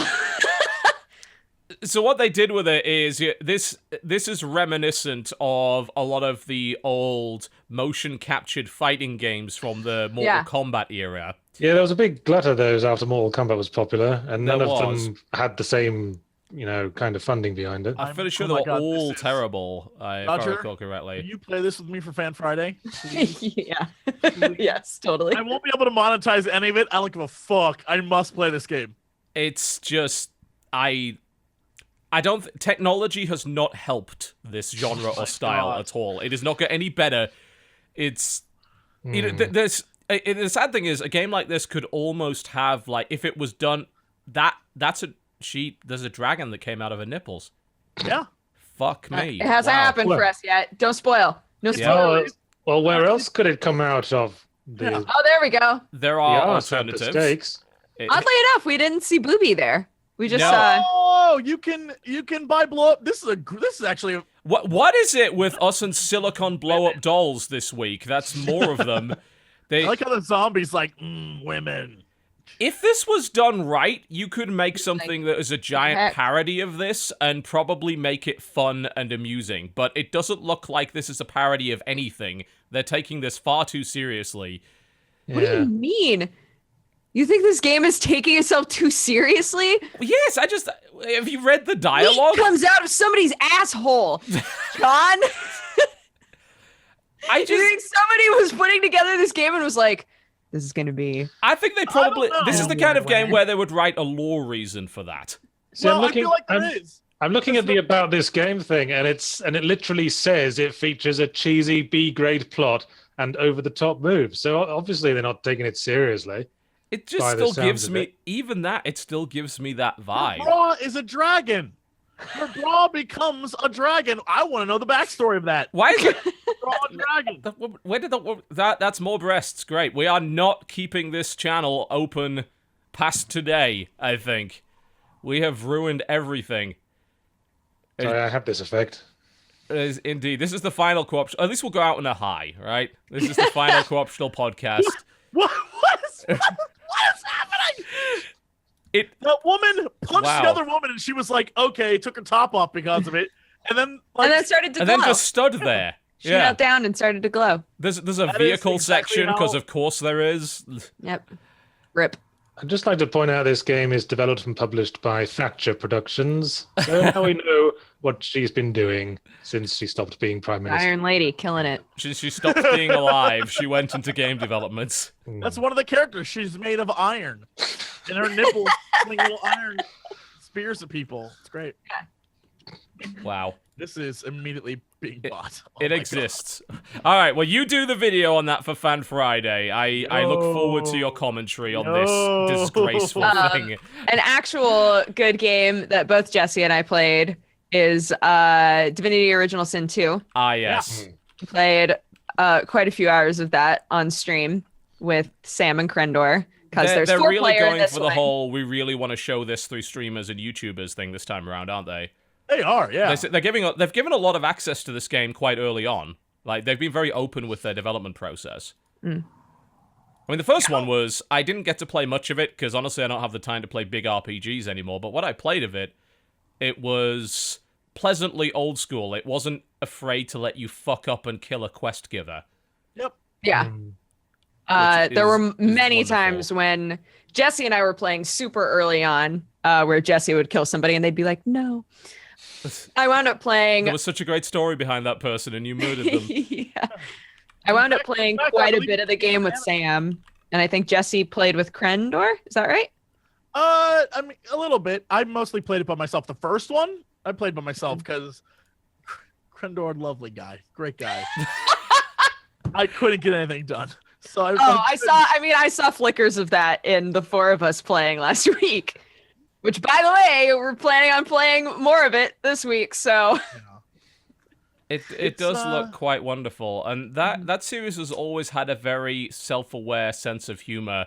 And you look at it as like, oh, Divinity. That sounds, very, very serious, but I mean, it's not at all. It's actually quite a silly high fantasy game. That's a curious parallel with the Sacred series, isn't it? Yeah, actually, which went horribly downhill. Certainly did. Was it Sacred 3 that was awful? Yes. It was Sacred 3 that was awful, wasn't it? Sacred 3, nothing is. Yeah, apparently not, which is a shame. I remember Sacred 2 having some really interesting ideas in terms of classes you could play, like including a robot Egyptian Horus type thing with a plasma cannon in its arm. That was a playable class. Yep. And they also got Blind Guardian to record an in-game concert, which is even more wonderful. 8 minutes of orcs and awesome stuff. And then the third one was like a crappy Diablo without any of the good Diablo bits in it. Feels like it fell victim to the let's make it multiplayer focused. Yeah. Spectre. I think you might be right there. But in terms of improvements for Original Sin 2, you mentioned they had a 4-player multiplayer mode now?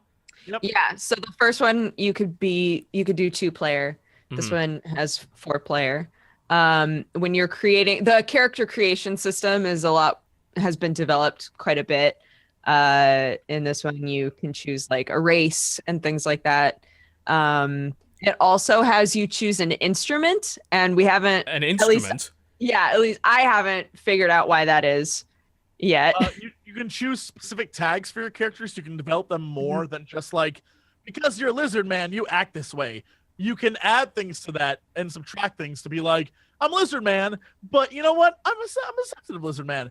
And that plays into conversations that you have. So those tags will like show us like, this is how you could answer this conversation. So they're kind of like personality traits that you can add to your character? Yeah, and because that was one of the things that was so cool with Divinity Original Sin is you would talk with people, and depending on like your intelligence or your charisma or things like that, it would add, dialogue lines. Like an old RPG, like the good ones. Yeah, the classic ones. Exactly. And then those things could get better or worse depending on confrontations that you had with the other player, because that's how the co-op aspect would play in, is that something big would happen and then you could have a conversation with the other person and either argue about what you were going to do or have a discussion that sort of revealed something about yourself that would affect your stats. And that could play into later dialogue options as well. I love that idea of, being able to, in terms of RPGs with co-op, anything that's got a dialogue tree, it was always like, well, how the hell does that work in co-op? I love the notion that you literally argued with each other over the decision that you were making. That's great. That's awesome. It was very cool. Also, because this is also a game that isn't like go directly here or go do this, like it doesn't send you to do a direct thing. You sort of pick up on what you're supposed to do by talking to people. The 4-player really helped because we all sort of went our different paths. And at one point when we were playing, Crendor decided to get like animal speech so we could talk to animals. Okay. And one of the animals was this rat that was like, oh man, oranges. I smell oranges. I don't know what's going on with oranges. And we were like, oh, okay, cool. Thanks, Crendor, for that information. But what happened is much later, you discover that there's a guy way off in the woods who he wakes up from a dream and he's like, oh man, oranges. I love oranges. And it all connects together to an actual quest eventually. And you're like, how'd that even happen? How did we get a quest out of this?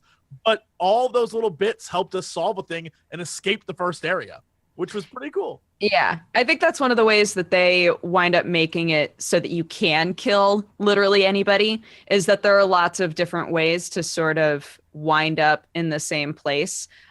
You guys were literally in the middle of a quest when I caught up with you, and I was like, oh, this is the dude that lady over there was talking about might have a map to be able to get us out of this place. So you guys were like, we don't care, we're already doing it. And I was like, yeah, never mind. But I was able to still talk with the guy and like be like, oh, I met so and get more information out of him. So I think, that's the way that they make it so that you can kill a quest giver, because you don't necessarily need a quest giver. You can still wind up doing the same quest or being involved in the same storyline, because there's so many different ways that it like creates.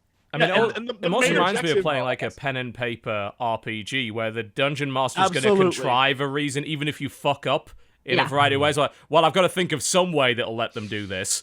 It's almost like they've pre-thought of all the stupid shit that the players could do. But I do like the idea of having 4 people together so you can get your heads together. Because the problem I've got with the questing requires you to pay attention thing is that I then just get stuck and don't figure it out. But if you have a bunch of people together, you can figure it out between you. That would probably be a lot more pleasant to play, I think. Well, you're absolutely right that it's very much like you're playing a tabletop RPG, and that the DM has like, this is where you're going to go. Like, you all need to get to the city. But the process of getting there, there's like 12 ways that you can get there. And in this case, you're trying to escape from this island to begin with. And literally, there were numerous ways you could do it. And I think we just did almost all of them because we could. And it's really interesting. I love the way they put this game together. Mm-hmm. It does look very promising. It's interesting because a lot of RPGs that do the string of pearls thing where you can go different paths, but it sort of feels annoying. They all lead to the same place. Mm-hmm. Maybe the difference is just having more ways to do, like the whole weird network of connections. Yeah, make it less of a sort of obvious. What was the? It was the thing from Mass Effect, wasn't it? It's like it's wide in the middle and then it all comes together at the end, sort of thing. So what happened in the middle really doesn't matter. There's so very little obvious about this game that I think like that's what makes it work, is that it will not ever hold your hand, and so you're just kind of stumbling in the dark to begin with. And then when we did that, and then we started figuring stuff out, and it was like we clicked as a team real quick. It took like an hour or so, but once we did, we were getting stuff done, and. The thing about it is it's a game about exploration, so you get a ton of experience for exploring, but it's also a game where a guy that's one level above you can still destroy your ass, like ruin you. And so it's about being slow and methodical, but also at the same time being willing cooperating, like actually working as a team matters a lot in fights. Being like, okay, so I'm going to do this, and then you make sure that you're over there, and you try to get around this place because you don't have any ranged stuff. And that again is a tabletop feel as well, isn't it? You know, that's the sort of thing that would happen in a board game or in a pen and paper. You know, that sort of the social planning aspect of a battle. Like in theory, you could all do all of this yourself in a sort of single player environment, but it's a hell of a lot more fun to put your heads together and try and work your way out of a problem. Yeah, and then you end up finding a guy who is like a crucified demon who's electric, and you all walk up to him and then all die. And all of us insta died, and we were Because like, why would you actually walk up to that? Oh no! I don't know. That's I love a game that's not afraid to let you fail. That's I talked nice. to this lady, and the lady was like, I'm watching this dude over here who's been crucified, and 2 other people have died. And I was like, interesting. And so I told you everybody walk up else, to it. Yeah, I was like, everybody else, hey, there's this really interesting like quest, I think, over here. So everybody gathered around me. We all walked up together, and we all instantly died. I was like, Except for Krendor, who watched us die, then goes, I'm going to try and sneak past, and then gets killed anyway. It was so funny. Like, why? So you saw a giant crucified demon. and he killed all of us. And I Oddly guess enough. Killed all of us. Guess you haven't watched Neon Genesis Evangelion and didn't know to stay away. No, we didn't. Well, we I mean, the didn't- quest text tells you to do that, and I just love the way that I think we've been conditioned in many ways to assume that everything is sort of interactive and won't sort of kill you if it's a quest object. Oh, I bet we Oh, can yeah. talk to him. No. Yeah, I bet we could talk to her, whatever. Or I'm the chosen one. I won't be affected by this thing that affected everybody else prior to me. I just love the fact the game's just willing to say, no, you idiot. Like, it just said you shouldn't do that. Why did you go and then do it anyway? That's the other nice thing approach. that's kind of nice is that, I mean, we're a few hours in. We ain't the chosen one. We're just some fucking prisoners who don't want to be there. And like, I think that that's kind of cool too. Well, presumably there'd be a point in the game where you would be able to go up to the crucified demon and not immediately die. Yeah, I hope so. But at the same time, if that moment never exists and that guy just always insta kills you, I'm also kind of cool with that. Like, Okay, Yeah. you're it's not just a game that fucks with you. Yeah. It's like, don't go up to the obvious death trap. It's like, well, maybe I can go. No, it's still a death trap. Don't do it. Just don't. It's put there to. It's an idiot check. It's put there to. I don't think See if that's you're paying fair. attention. I mean, games are like designed based around encouraging you to go towards the dangerous thing. I mean, then to say, "Ha, you went towards the dangerous thing, you idiot!" Stab. That seems a little unfair. I think that's nice. I think it encourages a common sense approach, and instead of nothing could ever possibly go wrong, I'm always going to be protected or given a second chance. It's nice for a game to suddenly turn around and say, "No, don't stand in the fire." It's like, but I've got to protect. No, the fire's bad. Stop it. You know, use your common sense and avoid it. I think the weird thing about Divinity and this When you as talk well. about crucified demons with lightning around them, I think common sense sort of drifted away at that point. I mean, granted, don't stand in the fire. We all know not to do that. But you don't know about that crucified demon. You might, Well, maybe- now we do. Now we've learned our lesson. All right. Now you've learned. Now you're dead. Now you I can would- apply your lesson. Thank now that goodness you're dead. Sam is constantly auto-saving Constantly or reload. constantly saving while we're playing. I would just love if that was one mystery that everyone assumed there was a way to eventually solve it, but there just never was, and people spent months trying to figure Right. out that demon, and maybe it was just a incredibly ridiculous Easter egg or something along those lines that somebody eventually came up Right. with. Like the pendant in Dark Souls. Absolutely, it's like, was it for? What's it for? Turns out, fucking nothing, you know? But it's a mystery, and it gets people talking, and it makes the whole environment of playing that game, especially together, far more interesting. It was like I keep bringing up Fez every time that came out when there was all those mysteries in that. It's like everyone trying to solve it. That was pretty great. Well, you made me think of Resident Evil 7 now. Oh, the sort of demo- what's the It meaning contains behind the demo? Yeah, contains the mysteries that no one has resolved, probably because there's no way to resolve them. We just got done playing the new update on Sunday. Oh, is there a new one? Yes. So We found a use for that bloody dummy finger yet? there is and there isn't because they're awful people. So Okay. the new update for Resident Evil 7 is essentially they've added a new room, and then and you have to go through the same plot and path. But when you get to this new room, there are a bunch of new things in this new room. There's ammo on the ground that you can pick up. You can now use the axe to break open boxes and grab ammo. There is a dummy hand that you can stick the finger in, and it makes like a pointer like that. And then there's bloody writing on the wall that's like, it will point you to where the graves are at. And that's it. And then you get another call from Ada Wong that's like, there are many doors and they'll all be open, but not yet. And you're like, and that's it. So it's like maybe 20 minutes of new content. It kind of sounds like it's gradually turning into a Resident Evil game, Yes. bit by bit. Well, with that said, It's so odd to just hear that a demo is being updated with content. That's not usual. they improved the graphics, or at least they changed the lighting to make it look a little better. They added more places the young, creepy ghost girl can appear. There's a lot to it that I still don't understand what the hell it has to do with Resident Evil. But what I will say is right before we got on the air, I'm going to see if I can find this and send you the link. At the Tokyo Game Show, I guess Twitch broadcast some of Resident Evil 7. And it literally it's basically trying to hide from a crazy old scary woman, but it looks like every other scary game that's come out in the last, I don't even know how many years. It doesn't look like Resident Evil at all. So it's just first person, you got a flashlight, you got no visible means to defend yourself. Which I'm not cool with. I don't like that idea at all. I hate this. I think if any series should not go in that direction, it's probably Resident Evil. Yeah. Well, it was sort of doing the unnerving horror thing from the start. It just wasn't very good at it. It was extremely cheesy in the way that it was doing it. Yeah, personally, I think Resident Evil 4 was still the only good one of that series. I recall playing Code Veronica on Dreamcast and being fairly impressed by that. I was more of a Silent Hill boy. Me too. I'm too much of a coward to play Silent Hill games. Couldn't do Drop that bomb in chat too.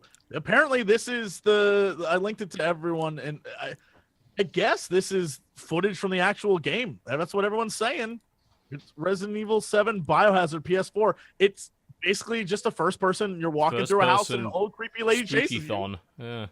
And the people playing are like freaking out and scared, but it's not Resident Evil. I don't know what it is. And if it was going to be a reboot, why not just call it Resident Evil? Just Resident Evil. Resident Evil, you could argue Resident Evil in the sense that 6 there's an one, evil residence. I guess that's true. I mean, yeah, that actually, come to think of it, makes it the most Resident Evil, with the exception of the first one. There's a house for once. It's like, instead of anything else. I mean, to be fair, Resident Evil 6 went so far off the goddamn rails that one has to wonder what Resident Evil actually is anymore. Yeah, they really ran that into the corner, didn't they? Wrote that into the corner. Because they just brought all the characters and all the backstory back and then just made a big mess. Yeah. Like a child finger painting. Bizarre. But I'm just so intrigued by the way that they're doing this whole update the demo thing sort of as a constant, both marketing strategy and kind of alternate reality game or whatever. I wonder if it'll work out, because the thing about demos is that they usually dominate the stream space and the news for a few days or weeks or whatever, if it's something like the Resident Evil 7 demo, and then people don't usually come back to them. No. The media doesn't usually come back to it. Yeah. I think if you could There's create always a gonna be new compelling enough things in set the of cycle. mysteries, and it seems like that's what they're trying to do. As Jesse, you were mentioning, and you mentioned it as well, what's the use for the finger, what's the use for the axe, and all that kind of thing. Right. I think what they're trying to do is generate enough interest in that story that websites will come back when someone finds a new thing, or they update the demo or whatever, and that sort of keeps them in the news cycle.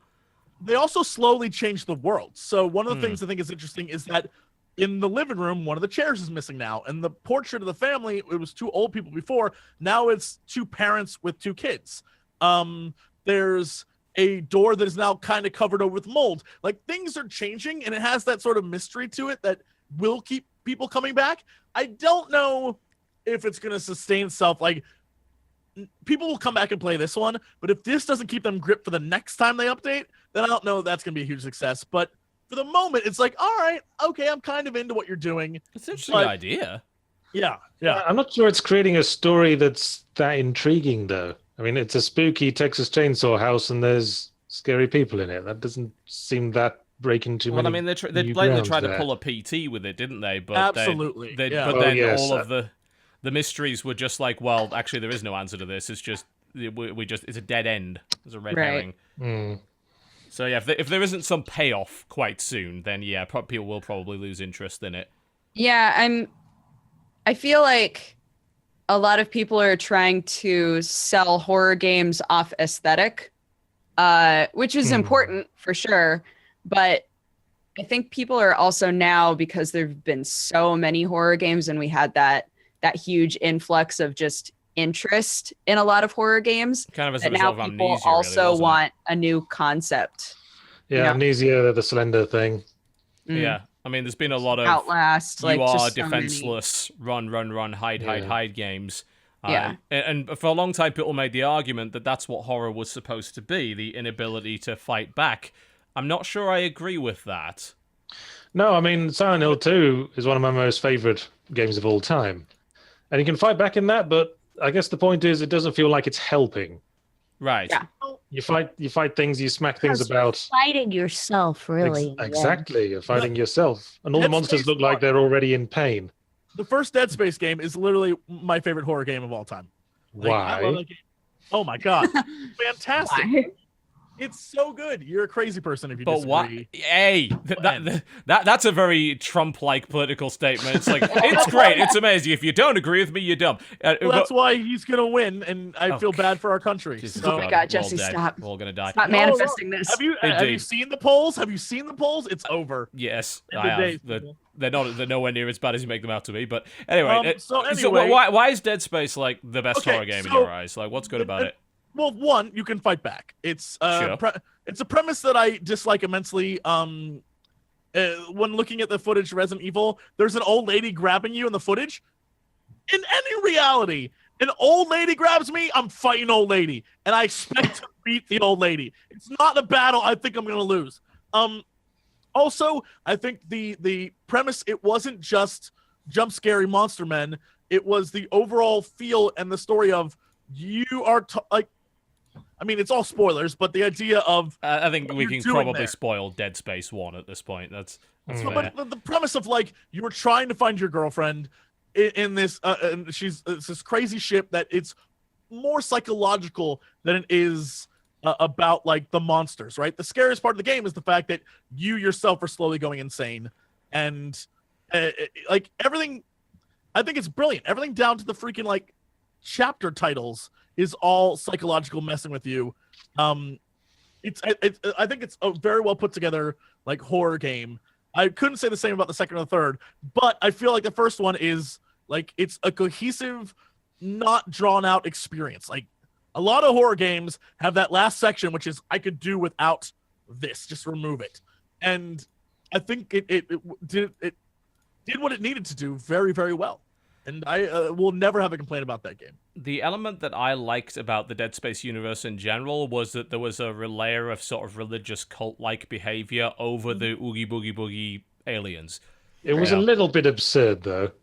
Certainly. Like, yeah, these people just these crazy people in this Scientology-style cult who all act in the most ridiculous way imaginable because they're convinced they're going to go to heaven through all the horrible stabby monsters. It's I'd have thought- that is I thought it's definitely a trope, the moment isn't the it? stabby monsters came out, people will be saying, "Hang on, I don't A remember mistake this was sign made." up." Yeah, Well, I think that's a second and third game kind of like problem, but in the first one, the crazy people they get crazy because this giant obelisk of doom is making them that way, and so it isn't that they're like, yeah, no, this is a cool cult that we want to. It's they're just like warped into believing that this is the right way to do it, and so they go crazy and scribble on the walls, and I love that. Something about that is always more scary to me, that like walking into a room and seeing that something insane went down here, but the room being empty. Like whatever happened right before you got there was nutso, and you System don't know Shock what 2 it was. was the master of that. Mm. Yeah, System Shock is awesome.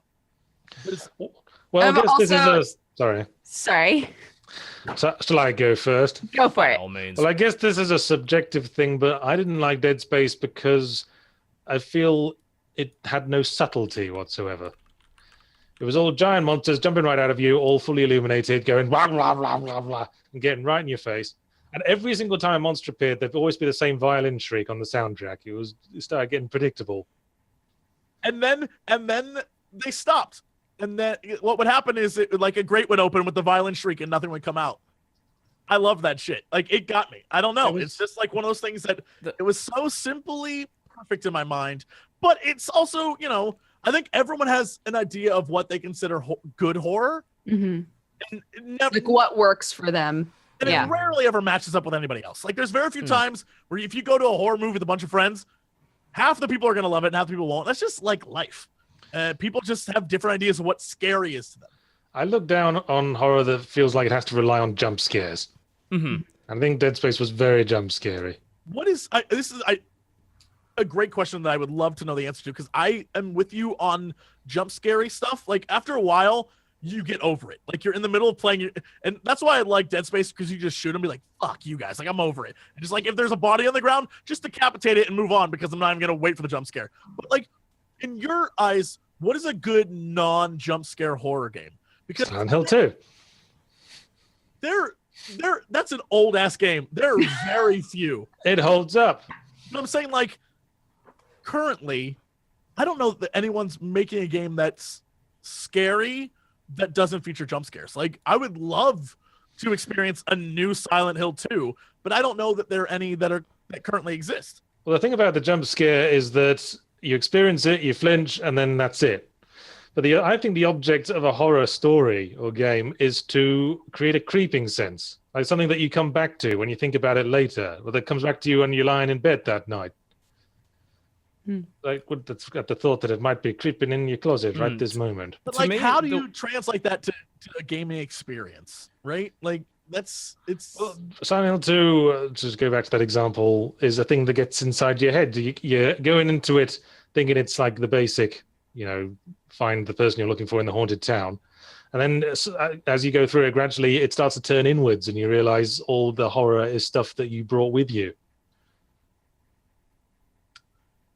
As for recent games that do that, you're right, I can't think of many offhand.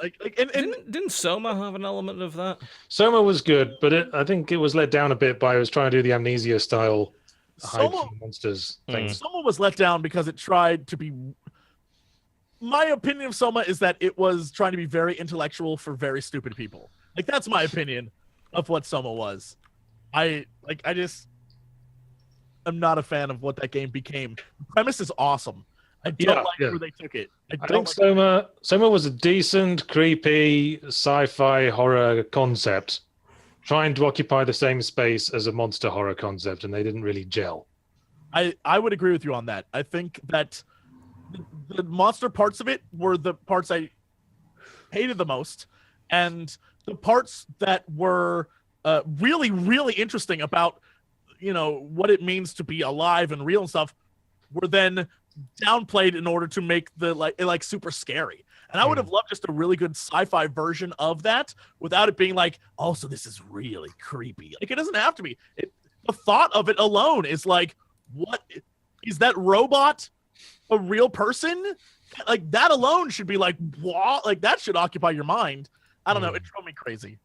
I love horror that has some semblance of inevitability or some sort of thing that ends up being a recurring, unstoppable force, like where the situation ends up being utterly hopeless.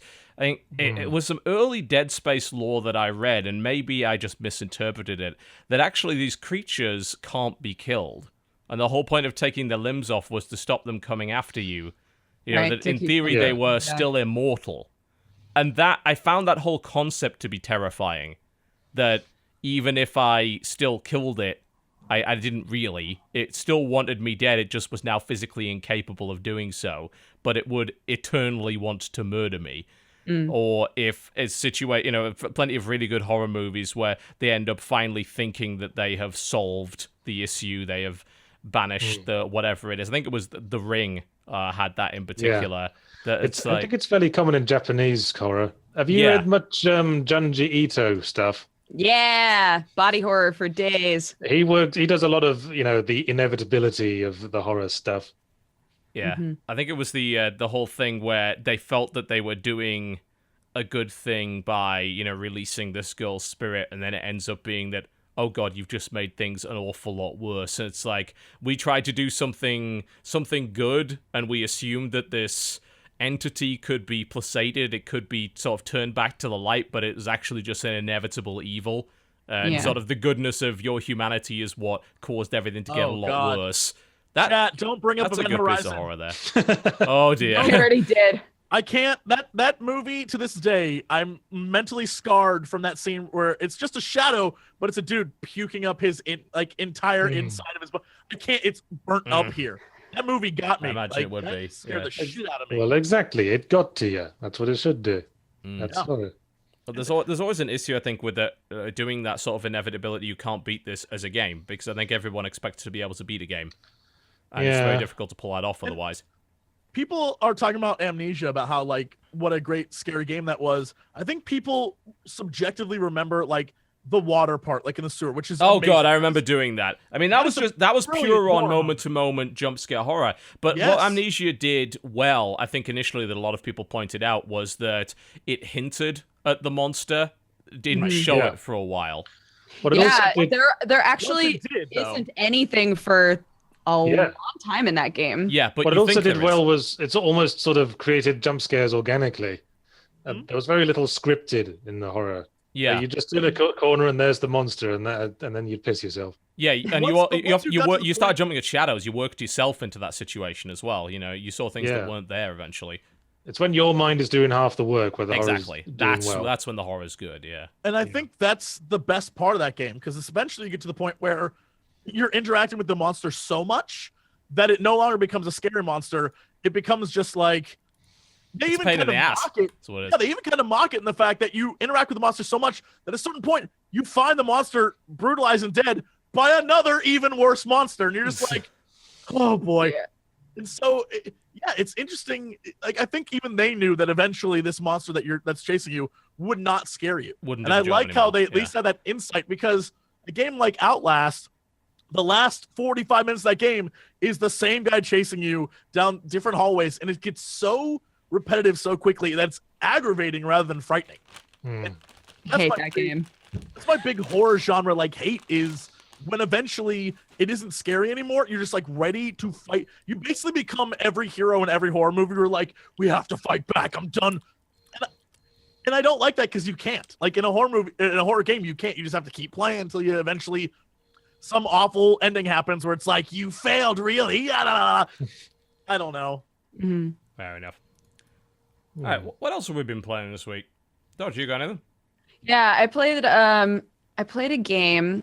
Hold on, I want to get the name right. It's called Diaries of a Spaceport Janitor. Ah, yes, I saw that one. I played this game. It's apparently a student game. Okay. And I don't know how I feel about this game, and it's kind of driving me nuts. I've played quite a bit of it. I started playing it on stream and wound up stopping because it wasn't good for a streaming environment. But basically, you're a robot, a very much sentient robot that's on a planet that is designed to pick up trash. That's just what you do. Okay. And you, at the beginning of the game informs you that you would rather not be there, that you would like to leave the planet, right? So at the beginning, I was thinking, okay, so this is going to be about me as a space janitor trying to somehow get off this planet. Okay. You learn how to pick up trash. You start talking to people. You realize there's a trading mechanic. If you find really good trash, you could, trade with somebody who is interested in that thing. Every day it changes what sort of things these different traders want. There are different zones of the map, and it doesn't really, it's one of those games that kind of throws you in and you just have to figure it out. You have to figure out how to live your life, right? See, I was kind of interested in it on the assumption it was just going to be a game where you pick up trash, because there's something I kind of about games where you're just given a mundane task. I kind of liked a viscera cleanup detail. Right.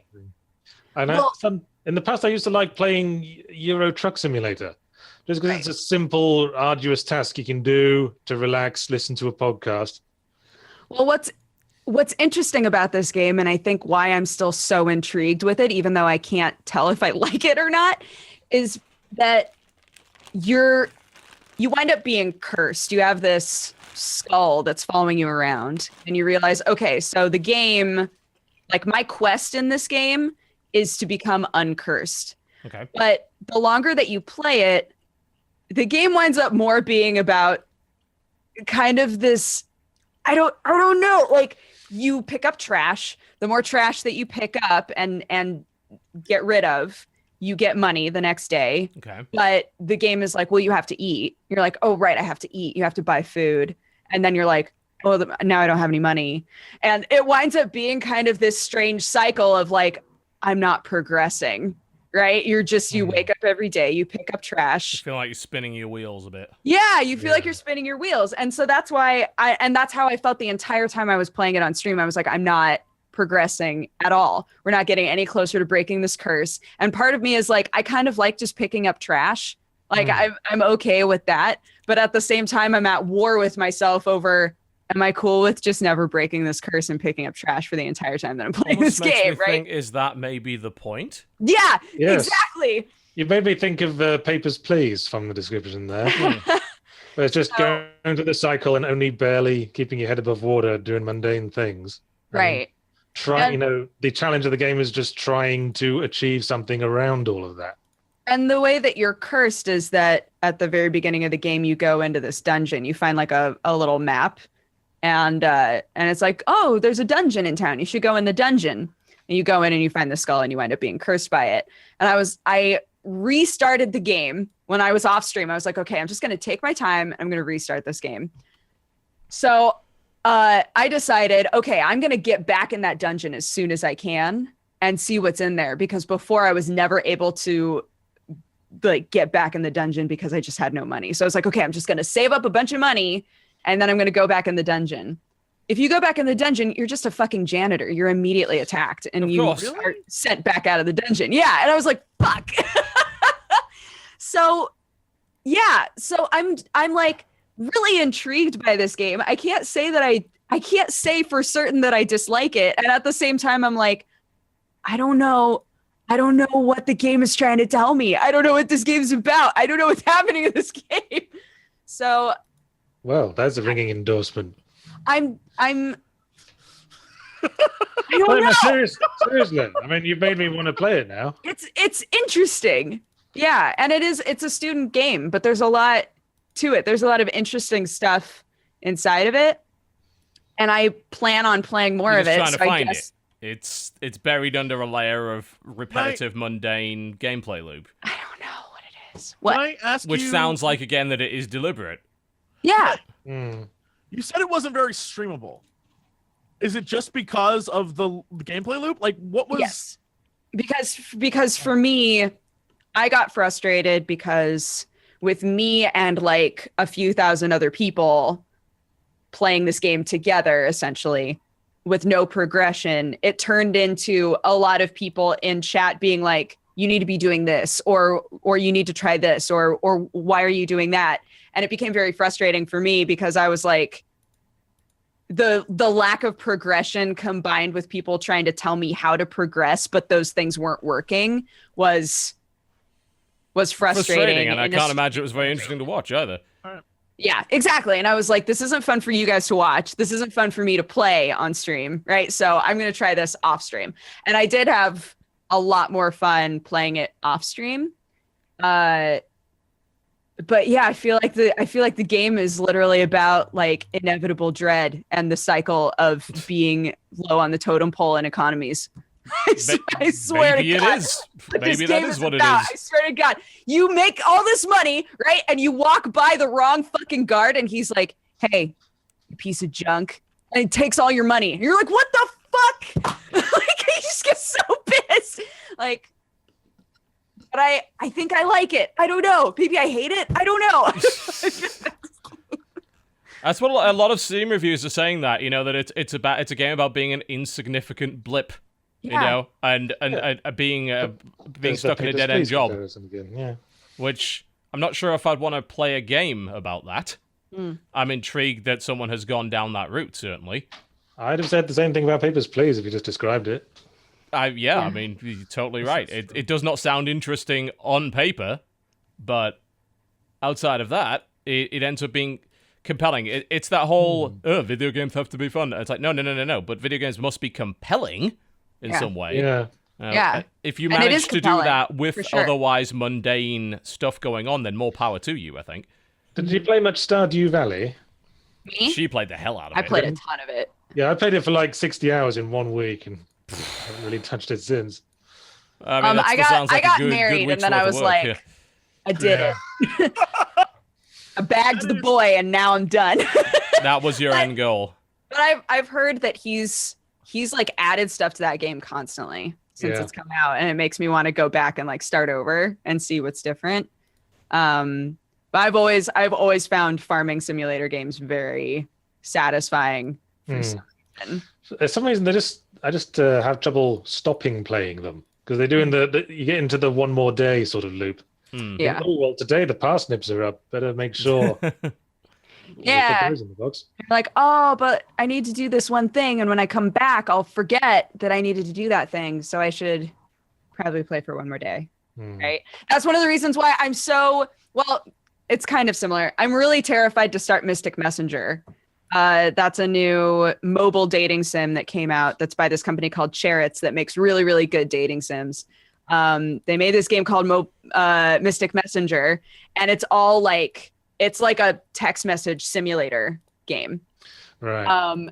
And they've designed it in a way where it's like you get text messages from the game, and I'm like, I can't start that. Like if I had like an entire afternoon and I was down to just like chill and blast through this game and touch all the butts and be done, awesome. But it's designed in the same way that a lot of mobile games are designed, where it's like, no, go about your life.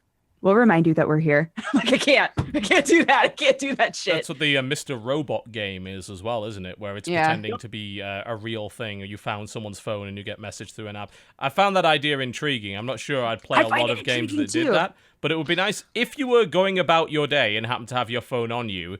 It would be nice to have that sort of interrupt the mundane nature of your day every once in a while. Right. Pretty sure people have been talking about games like that almost since mobile games started being a thing. Yeah. I mean, it's a genre that would really only work that way, and it's one of the few genres that is like that. Because outside of that, it's like, well, we can do this game on mobile, but it's going to be a shittier version of something you would have had on a PC or console.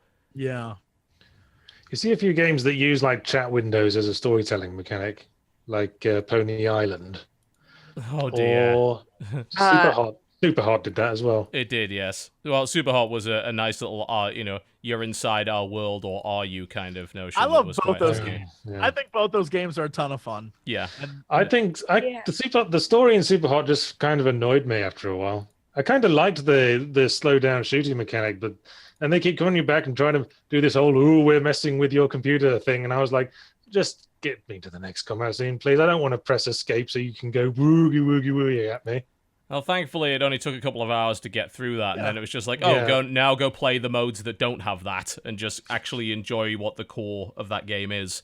Which to me, it didn't outstay its welcome, but I can totally see why it would for some people, pulling off shit like that. Yeah, but I'm a giant sucker for those games. Like games that are just they try to mess with your mind and be a little bit more than just gameplay. I love those kinds of things. Have either of you played Event Zero yet? We were talking about this last week. Yes. So how did that end up being? Because the point of Event Zero is what? It's a narrative exploration game where you're building a relationship with the spaceship computer. Yes. And, I'm intrigued. So how did that end up working out? So Jesse, did you wind up being able to play the whole thing? Yeah. Okay. So just as a heads up, I was not able to finish it because at the time that I played it, there was not a game. Well, I guess you could say it's a game breaking bug. There was a bug that halted progression completely. So I would have to like restart my game.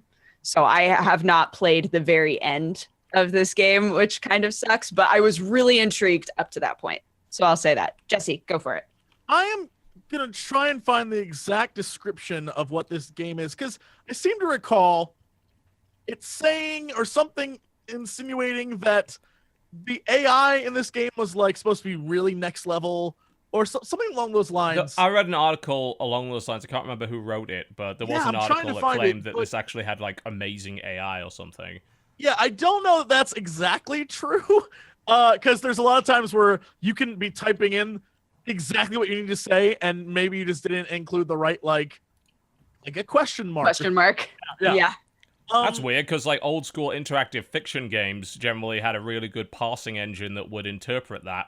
I would have thought they'd have learned how to do that by now. The robot would specifically remind you, like, hey, if you're asking me a question, be sure to put a question mark at the end. Because I would ask questions without a question mark, and sometimes it would work, but sometimes it would not work. Seems a bit fussy. But I think for what it is it's just a really interesting exploration, not of the area, but of like your communication with this, I don't know, being or whatever you would call it. They even give you the opportunity to just sit down and just randomly talk At the very end, right? about whatever with this AI. And the answers you get are really cool. And I love the idea that this as time goes on in this game, what you say to this AI really affects how you like what happens in this game.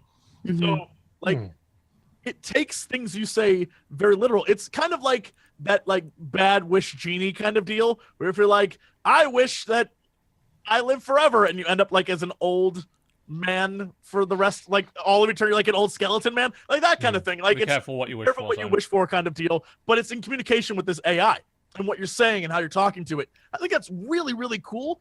I'm not sure how much of that is actually real, kind of, because it's clearly not artificial intelligence, but what kind of algorithm or however they made this game, I'm super interested in that, because you can tell there are moments of, oh, this is all pre-planned and this is all sort of the way the game's supposed to be played. Also, don't look behind the curtain, pay no attention to... Yeah, but then you say certain things or do certain things, you're like, how would it have known that I was going to do that? Like, there's... What I thought was interesting was when the robot would lie and admit to lying later. Like, I would ask a question and it would respond a certain way. And then later I would ask the same question and it would respond different and be like, I'm sorry, I lied. And I'm like, what? Excuse yourself? That just sounds very intriguing to me. That's the best way to The game looks very nice, too. It's got a sort of old school sci-fi look to it, like, you know, big text terminals with big green text and things like that. And it's short. How long did it wind up taking you, Jesse? It's maybe 5 hours, something like that. It's not that long. Tell you what you've reminded me of from your description is the Talos Principle. Oh, yes. Yeah, all the stuff in between the button pressing puzzles. You have to talk to the AI with the DOS prompt thing. Never got around to there's playing another that one. game that came out where you're like putting back together a robot woman. What is that called? Is that similar to it? Oh, Saturday night, I think.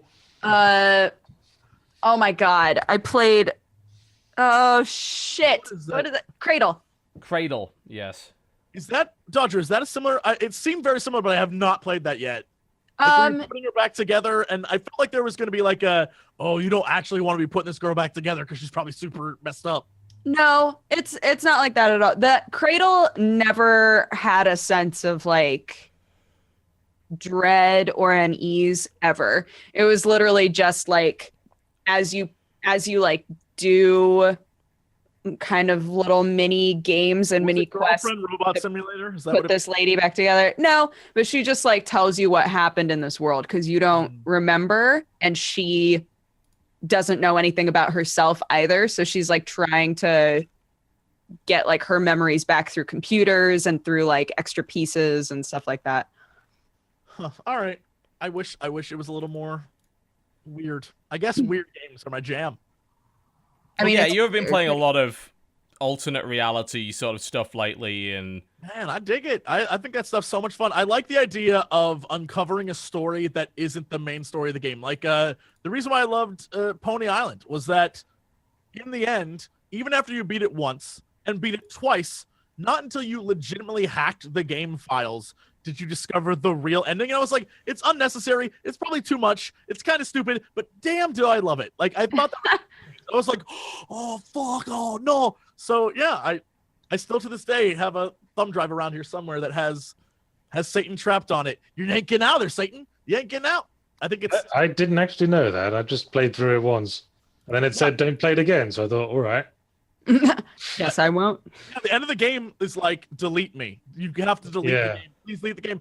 And then if you find the secrets, you're basically like, I can never delete this game. Like it's kind of cool. It's a very silly, weird game that I love those ideas of just like let's get wild with gameplay and do something completely different. I like that. I felt the same way about the stuff they did with Undertale towards the Yes. end, where it starts saying, Absolutely. do you really want to play this again? We're all happy now.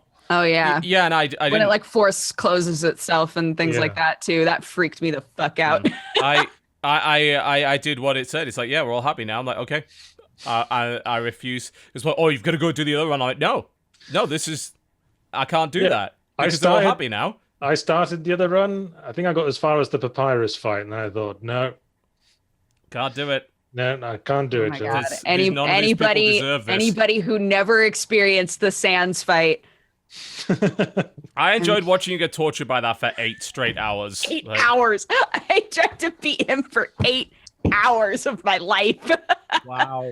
But the really cool thing about Undertale, not obviously spoiling too much of Undertale, is that all of that is justified within the game's story and lore. This is not some weird meta layer. It's actually how it is. And there are entities within that world that have that power, and you're sort of one of them. And as a result, I couldn't... This whole restart the game and do a different run thing, I couldn't do it. Because it's like, no, the game... That, if I'm immersed in the game and following what that story is, then by doing that, I am a terrible person, even by the fact that I just started it. So it's like, this is the true ending. This, to me, is where the game ends.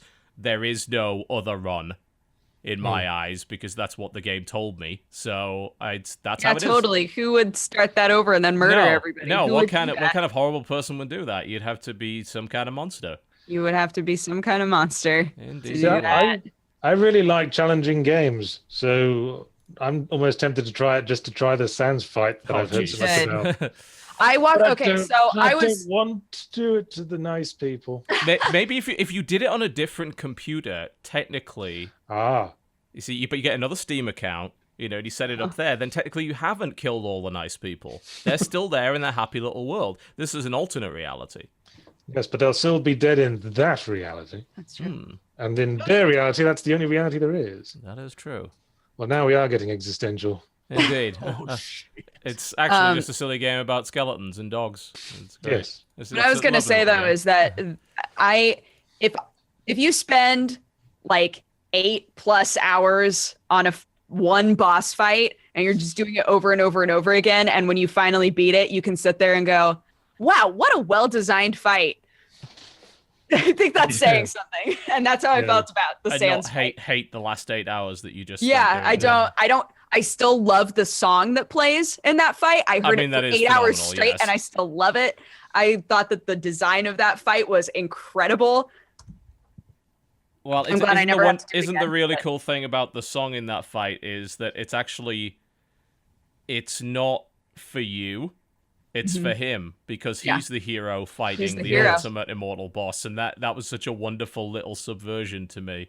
I mean, there's a lot about that game that I love to bits, which is why it was my favorite game that year. But there you Mine go. too.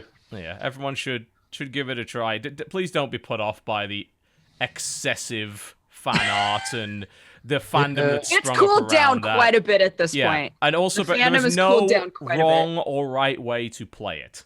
And if anyone tells you otherwise, they are a stupid fan liar and should I go just away. Want to point out my Play it as you favorite wish. bit of that is the fact that our office mate, the completionist, when he did his completed video for that, they had to make 3-4 different versions of that video and make it all one video just to appease literally every person. They even start the video with like, please don't send us your angry letters. Like, that's how rabid fans are. Well, about we've talked about how ridiculous it is that people who watch Let's Plays of video games then get mad that the Let's Player didn't make Because the you same didn't choice play they it did. right. Yeah, you had to do this. I mean, there was people who were legitimately getting furious with Until Dawn when someone let a particular character die. And they weren't joking. That's the sad thing. They weren't joking about that. They were deadly serious, and that drives me up the wall. It's like, what? But you were watching that. There was one instance of that I remember very clearly from a video I did a few years ago. I did a video on Portal 2, and I deliberately would not pick up Wheatley. And people were not only they thumbs the video down and got genuinely furious at me for not picking up Wheatley, and like why aren't you playing it right? I'm like, you realize as we've been standing here, there's a bunch of dialogue that none of you have ever heard, specifically for this occurrence, which is why I didn't pick up Wheatley. And you've now experienced all of this stuff that you never even knew was there because I, quote, played it wrong. Well, a great example of that right now is the Let's Play Dodger and I just did of Life is Strange. Oh, God, yeah. People get rabid about that damn thing. About halfway through that series, people were, like, turning against me because at one point you have to either side with Chloe, the character everyone loves, or the dad, the character everyone hates. And I was like, I'm siding with the dad in this one. Not because I like the dad or give a shit. I was just like, I'm thinking 5 steps ahead of what this game's going to give us. I'm going to side with the dad, and I'm going to win him over, and this guy's going to come in and save the effing day. And I, like, planned this all, and people were like, he hit her. You're a horrible fucking person, and I hate you. The comments that people were insane. I was just like, wait till the end. This is all going to pay off, guys. Please. And they're just like, I will never watch another one of your videos. Like, it was crazy. That is a point that I'll never be able to empathize with that point of view because in my eyes it is psychotic.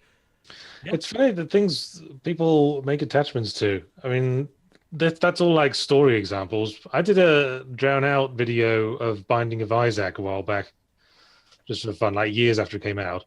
And we got a whole bunch of hate messages because we were playing suboptimally. Oh, the suboptimal plays. That was that happened to me a lot in Hearthstone, where I deliberately make a terrible deck, and then people would be mad that my deck wasn't as good as it could have been. It's like it doesn't matter. It's not important. I'm still having fun, but it's like, well, how could you be having fun if you didn't do everything the complete right way? Like, well, I mean, there are many ways to do that. Yeah, there are ways to like build characters in certain RPGs where the combat becomes really trivial and not fun anymore. Yes. And then people say, well, you've got to do it that way because that's the right way to do it. That's the optimal way to do it. That's numerically, objectively right. Well, and that's why a lot of people gave up on like Hearthstone and shit like that. Like making those videos are just. Oh God, yeah. People man. get very, very upset with you playing Hearthstone wrong. It's like it's a children's card game. I'm sorry, that game is deliberately designed to be stupid and random.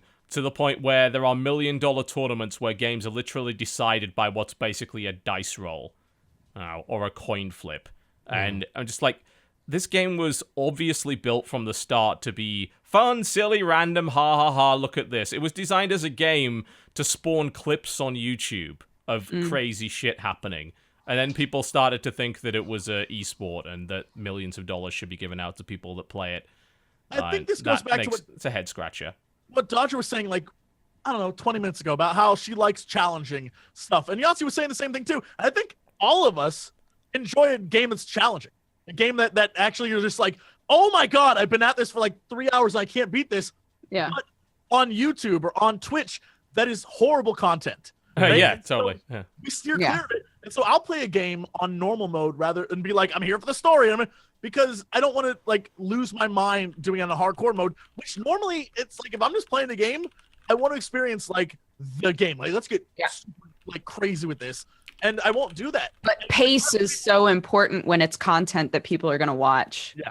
Yeah. So it's totally different from like I love challenging stuff and a good boss fight that you're just like super stressed out, but when you beat it, you're like, yes, that was so worth it. Also makes horrible watching because it's repetition over and over again. You're losing and your chat is saying you suck and you just can't figure out how to do it. And they're giving you hints and you're just like, I'm doing everything you're telling me to do. Why can't I beat this?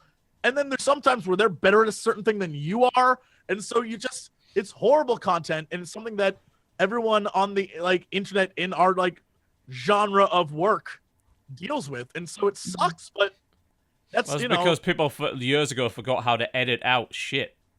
It's like, I'm going to post a 6-hour block. And it's like, well, you made mistakes here. It's like, I mean, if I was doing this properly, I would have probably just edited those mistakes out. But nobody... I mean, there's almost a hostility to editing that stuff these days.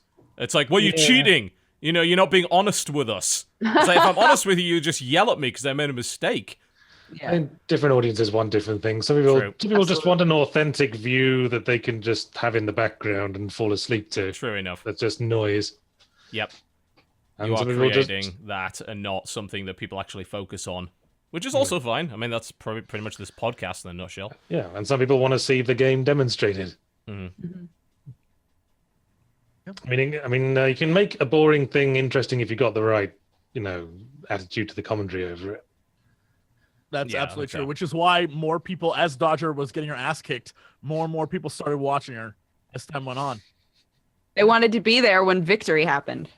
Yeah. And it did happen, by the way.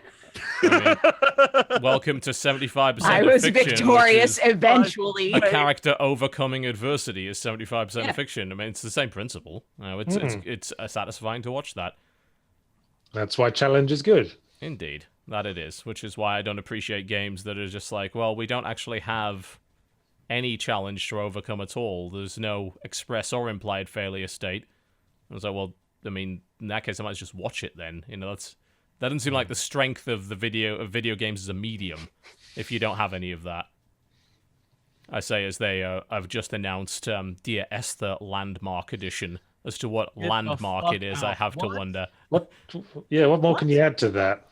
And apparently they Besides haven't Where added. gameplay. The amazing Your thing is they own haven't Dear Esther added world, guys. anything. Apparently, that's the great thing. That I don't know. I think they've just possibly added. I mean, if they added a developer's commentary, that's great. But again, I would rather just watch that than play it. And there are certain games like that that are just like, well, the only reason that I'm playing it is because you're forcing me to play it. This is just work, and I'd rather watch this because there's no choice that I can make in this game which is going to change anything that happens. There's no point in there being gameplay. Was it the Dear Esther people who made Everybody Goes to the Rapture? Indeed, yep. Yeah, what I remember about that game is that's probably one of the few examples I can think of as a game where the player is not the protagonist of the story. Mm-hmm. Yeah. It's just I guess it's a sort of exploration game where you just have to find all the conversations to piece together the stuff that happened. Yes.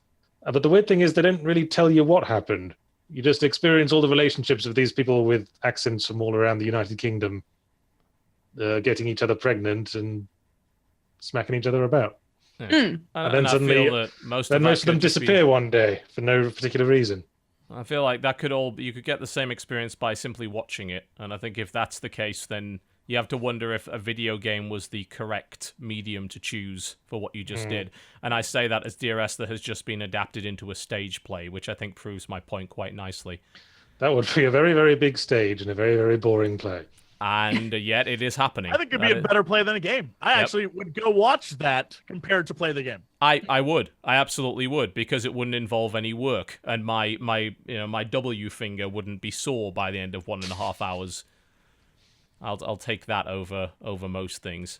There you go.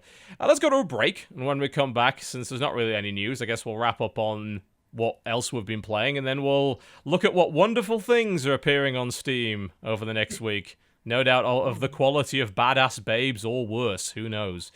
I'm looking forward to it. Good God. You watch the Croshaw podcast. We'll be right back. Do not go anywhere. See you in a bit.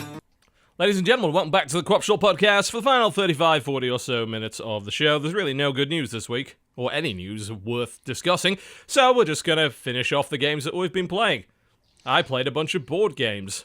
I don't get much of a chance to do that, honestly, because you need like people and friends for it, so it does limit the amount of time you can do it, but I did get a chance to play a few, and Jesse, you were there for one of them a few weeks ago, if you recall correctly. We went and visited Mox's Boarding House in Seattle, which is a wonderful board game cafe and restaurant. Rented out a space there, and we played board games for 8 hours, and a game that we played, which ended up being a really incredible experience, which I haven't had the chance to talk about on the show yet, was by the name of Captain Sonar. We tried to play that at Sam's birthday. I tried to find it. I was like, do you have Captain Sonar? And the place where I was like, I don't know what that is. They should, because it's amazing. Yeah, I mean, should it's just fairly... buy it. Yeah, it's fairly brand new out. I assume that if they didn't have it in stock, then they definitely suck. It came out about a month or so ago, possibly 2 months.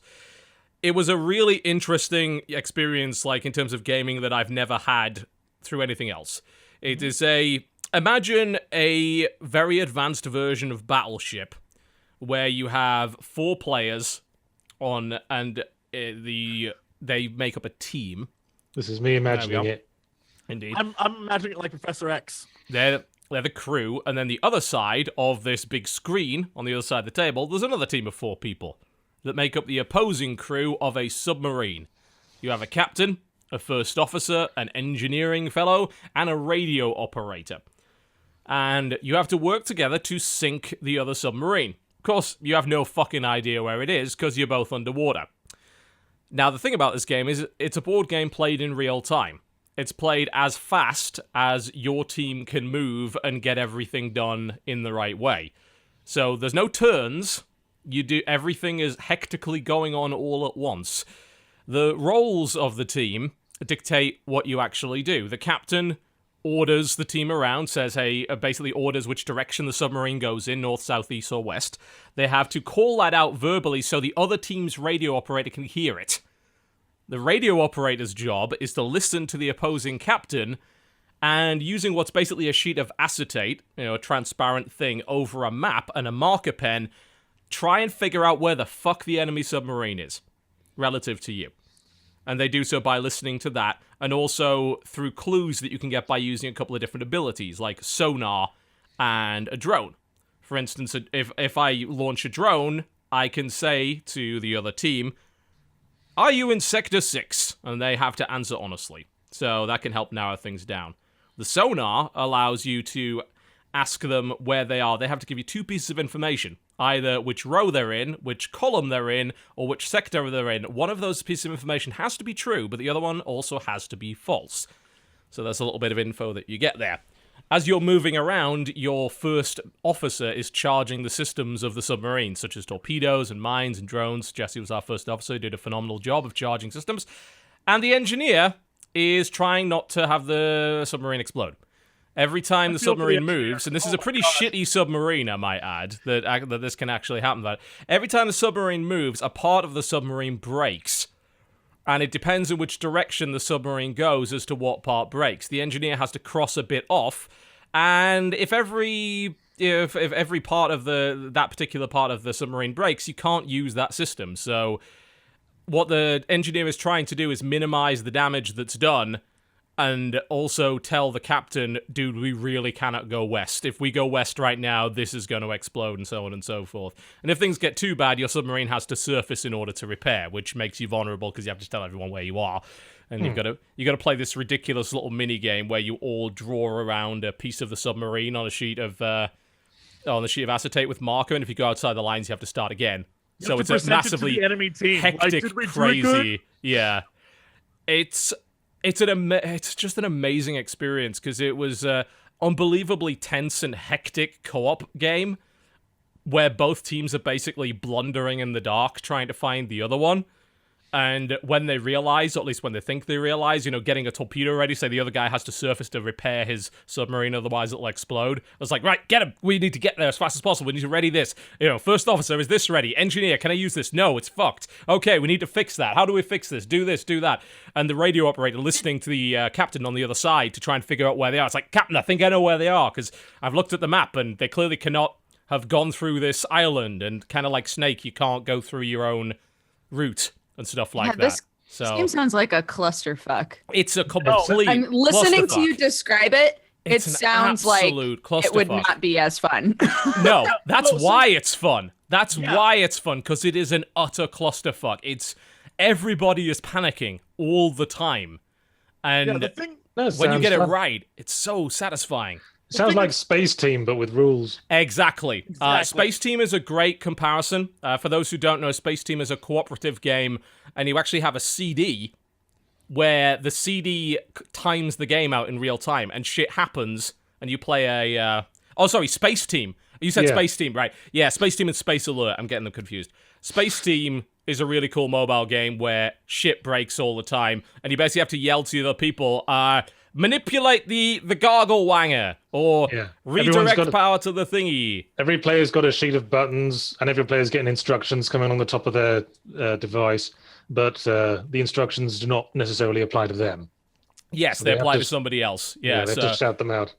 yeah, there's also a board game called Space Alerts, which is a co-op game where they literally, as I said, give you a CD, which gives you a kind of real-time experience where it's like, there's an alien coming in from here, and you've kind of got to plan ahead and not have the ship explode. Sort of like that, but you're playing against each other. It was such a cool experience. Once we got the hang of it, and it took a little bit of getting the hang of it, it was hectic as hell. And you say it sounds like a giant clusterfuck, but in reality, on a four-person team, one person's not even talking; they're just sort of listening. Yeah, the that's their job. captain is only shouting out orders every so often. The first mate is trying to keep track of what they can use and what they can't use while talking to the engineer, who's really the one who's like, "No, God, please, no, do not go that way, don't do." And then it all feeds back down to the captain, and so there's also a lot of whispering because people are trying to, like, I don't want to talk too loud, or the people on the other team can hear me. Yeah, because they might get an idea of what's happening. It's like the engineer is like, oh, we cannot go west, Captain, or whatever. But of course, the radio operator on the other team has probably heard that they've gone west a couple of times already. So like, okay, so I know they've gone a certain number of squares, and I know they can't. And it's like, well, the engineer's like, we're gonna go north, Cap. It's like, I can't because that would kind of like Snake. I'd hit my own tail, basically, all that kind of shit. I was like, wow, that's yeah, it's super fun. Like it's really it can be awesome. crazy, but it might be one of, if not one of my favorite games the last few years. It is Yes.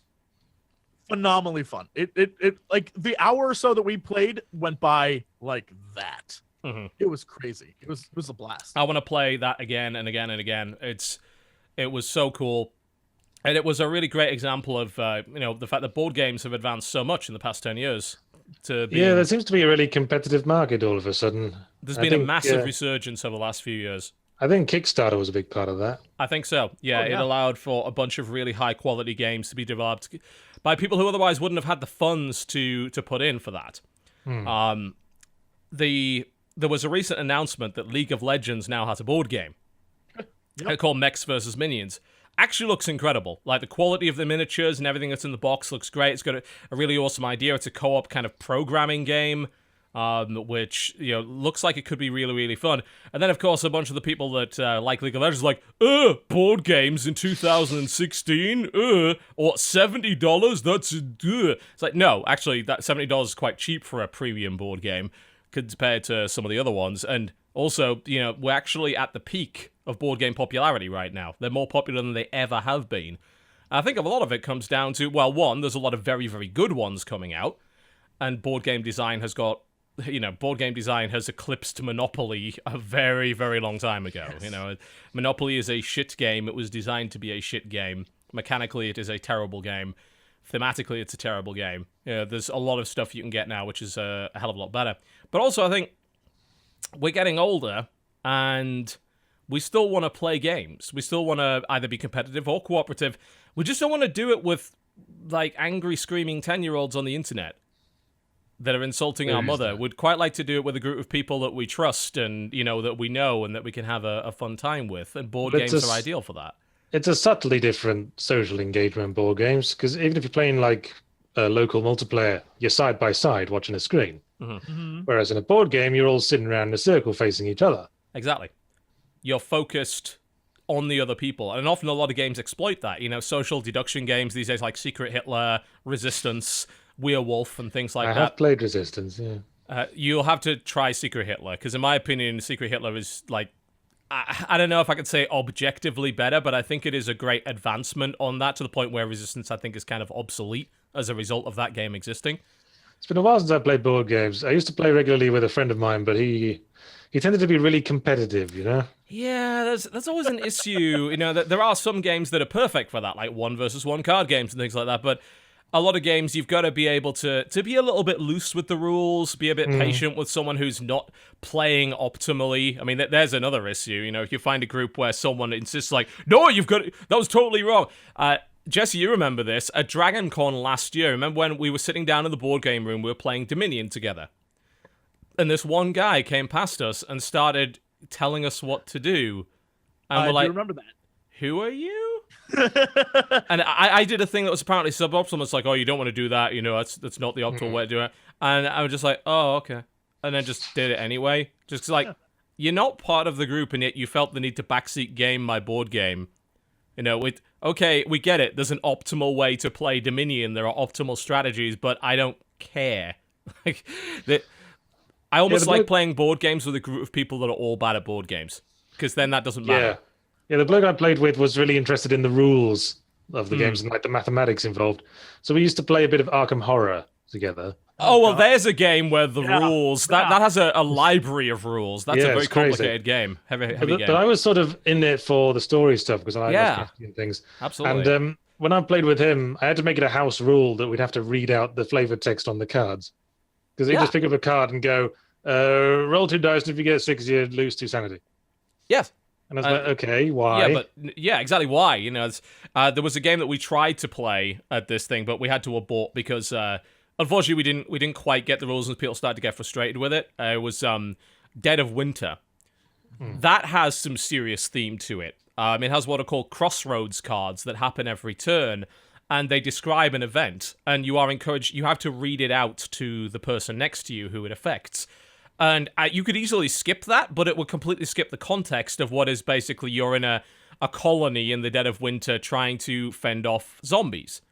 But it's about the human drama and the stories that happen within that colony, and those cards are what give you that context. There was one card that was the best card. Oh, was it Fat Eric? Fat Eric, right? About this guy and his friend, and if you invited them into the colony, his fat friend would eat all the food. Yeah, his name was Fat Eric. His friend, like, they would eat the fat guy. And it was so funny. We were just dying, and of course we didn't invite him, and then because we all had to vote on what the colony would do, and I was just like, fuck Fat Eric, you know, we don't want Fat Eric in our colony, and people were arguing in favor of Fat Eric. It's like, we can't leave him out in the cold. Like, no, fuck him, let him die. They ate him and made Fat Eric sandwiches. Yep, they did. Freaking hilarious. And that was part of the theme, and the thing is, if you didn't mention that it's like, okay, gain 2 food. It's like, no, we gained 2 food because we ate Fat Eric. And that's amazing. That context was awesome. And I mean, theme can be such a strong thing. Another board game we played, because my brother and his girlfriend had been over for the last week, so we played some board games, was called Star Trek Panic. And it's a game where you're playing the old Enterprise, and you're being assaulted from all sides by Romulans and Tholians and Klingons while trying to attain these missions, and everything is exploding around you. Like, you're desperately trying to keep the Enterprise from exploding. And it's based on a game called Castle Panic, which is a lot less fun because you're not role-playing Captain Kirk and Scotty and everything, and you're being attacked by Klingons off the starboard bow, the starboard bow, the starboard bow. It's nowhere near as fun if you don't engage and engross yourself and immerse yourself in that theme. You can take the same game, same mechanics, change the theme, and the game is better. And that actually happens a lot in board games. The concept of re-theming is a big deal. Yeah, it's like what we were saying earlier about Mother Russia Bleeds being more cathartic because it's bloody. Yeah. They look at something like the Nintendo port of Mortal Kombat. Where they coloured all the blood white. Yes, which they claimed sweat. Yes. Yeah. Because that's the pure white substance that comes out of human bodies. Yes, quite. Yes, there was no other.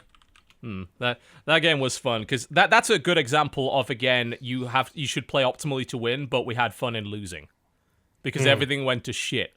And that in itself was enjoyable. It's like, oh god, we need phaser cards to hit this thing. Oh fuck, because they draw 2 more turns out of the at the end of every turn they draw 2 more threats out of the threat bag, and we're like, oh god, please don't be something evil. It's like, it's a Romulan warbird. I'm like, oh fuck no, and all this other stuff. And losing is fun in that game, but if someone backseated that, they could play the game for you. It's what's called the Pandemic Problem, a very popular game called Pandemic, which is about beating a global pandemic. It's a cooperative board game. Very popular, very well designed. The problem is, what tends to happen in that game is the best player sort of plays it for everybody else. Because they know what the optimal solution is, so they just tell people what to do, so they might as well not be in the game at all. And what is fun is actually cooperating in a game like that. But if you don't know what to do, then you just end up deferring to the leader of the group, and at which point, why are you even there? You're just moving blocks around, which is not quite as cool. There's a game called Star Trek 5-Year Mission that I really, really like, too. Oh, yeah, yeah. You work together as the team, and you each have your own abilities. Each person plays a character from the... You can either be Original Enterprise or Next Generation, and each one has a different ability. Well, we know the smart choice. is always going to be Picard, of course. Well, I was going to say Deep Space Nine, but okay. Oh yes, playing as Deep Space Nine would probably be quite overpowered, I would imagine. One of you is But kind that of would like be a fine. god. DS9's still the best series. I agree totally. Yep. And some people disagree with me, and I don't know. It's the only one that had any real character development. Yeah, It's, everyone brings up Next Generation, but that only got good after Gene Roddenberry died. Yeah, he's not wrong. Roddenberry slam. It was a lot of Monster of the Week. Star Trek was a lot of that, instead of actual like character development plot that went over multiple episodes, which was like, people, oh no, Voyager. Yes, the only character development in Voyager was Seven of Nine's plot. Don't do that. Yes, open quotes plot. Indeed. It's like, which outfit will she wear this week? I'm intrigued. With the replicator short on material? Is that how it worked out? But not a fan of Voyager. The last board game we played, which we found very interesting and quite unique, went by the name of Colt Express. This is a game that has a papercraft train that you have to build that has a roof and the inside of the carriages. This is a so-called programming game as well, where the whole point is that you're all train robbers. You're going to steal shit, and you've got to get out of there with the best score. But of course, on the train, there's a marshal who runs around. You can shoot at each other. You can take different actions, but you program your turns beforehand, and then they execute as if you're telling a story. So it's based on like 5 rounds. You've got a hand of cards of stuff you can do. So it'll be like, okay, in this round, you use 4 actions. So you go around the table. It's like, all right, well, I'm gonna shoot. And then the next guy's like, well, I'm gonna climb up on the roof, or I'm gonna move the marshal, or I'm gonna punch, and all that kind of thing. And then it all plays out in order to the point where you can fuck with somebody's plan, but you've got to keep track of what everybody else was doing. And there's also an element of bluffing to it, because if you're on the roof and you say move, you can actually move pretty much anywhere on the train. So I'm like, okay, where did you go? I think you're going for that bag of loot down there, but I'm not sure. Can I stop you from doing that and all that kind of thing? So it's all about programming your character to do the best things and then messing with everyone else's plans. And the shit that gets thrown in the works, like you might go through a tunnel, in which case everyone puts their card face down this turn, so you don't know what happened and all that kind of shit. And then once everything's programmed, you play it out in order. And we were shit at it. We were utterly awful at it. But we had a lot of fun just bumbling around, trying to execute a cool strategy, and then realizing that we did it completely wrong, and ending up on the roof. It's like, I will punch at thin air, because there's nothing here, because we completely mucked it up. But that was a really interesting experience. That was really cool. Apparently the League of Legends game actually plays quite similar to that, in the way that you've got to program out your actions and stuff. So, yeah, it was all a bunch of really fun, awesome board game experiences. I enjoyed the hell out of them. Cool. I still play Scrabble. Still a good game, but people are too good at it. That's the problem. Everyone I play it's just way too good at it. I try to start, sequence of Words with Friends games going with people, and eventually they just stop playing against me. Because I'm that good. Damn, Roddenberry. Bear that in mind. Yeah, it's just like, to me, that just... Because it is a game that has a world championship, for God's sake. I think... Well, yes. If a game has a world championship, you can imagine the skill ceiling can get so ludicrously high that the experience you've had playing changes fundamentally when you run into someone that doesn't suck at it. That's sort of why I don't play most Blizzard games. Yeah.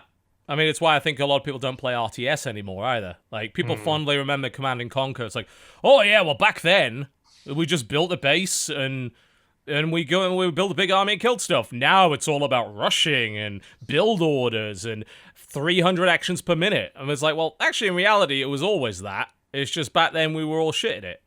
And now some people aren't shit at it. So they've suddenly realized, oh, actually, that's the way those games were always meant to be played in the first place. Life was better when we were all shit. Absolutely. No doubt about it. 2016. I think that is real.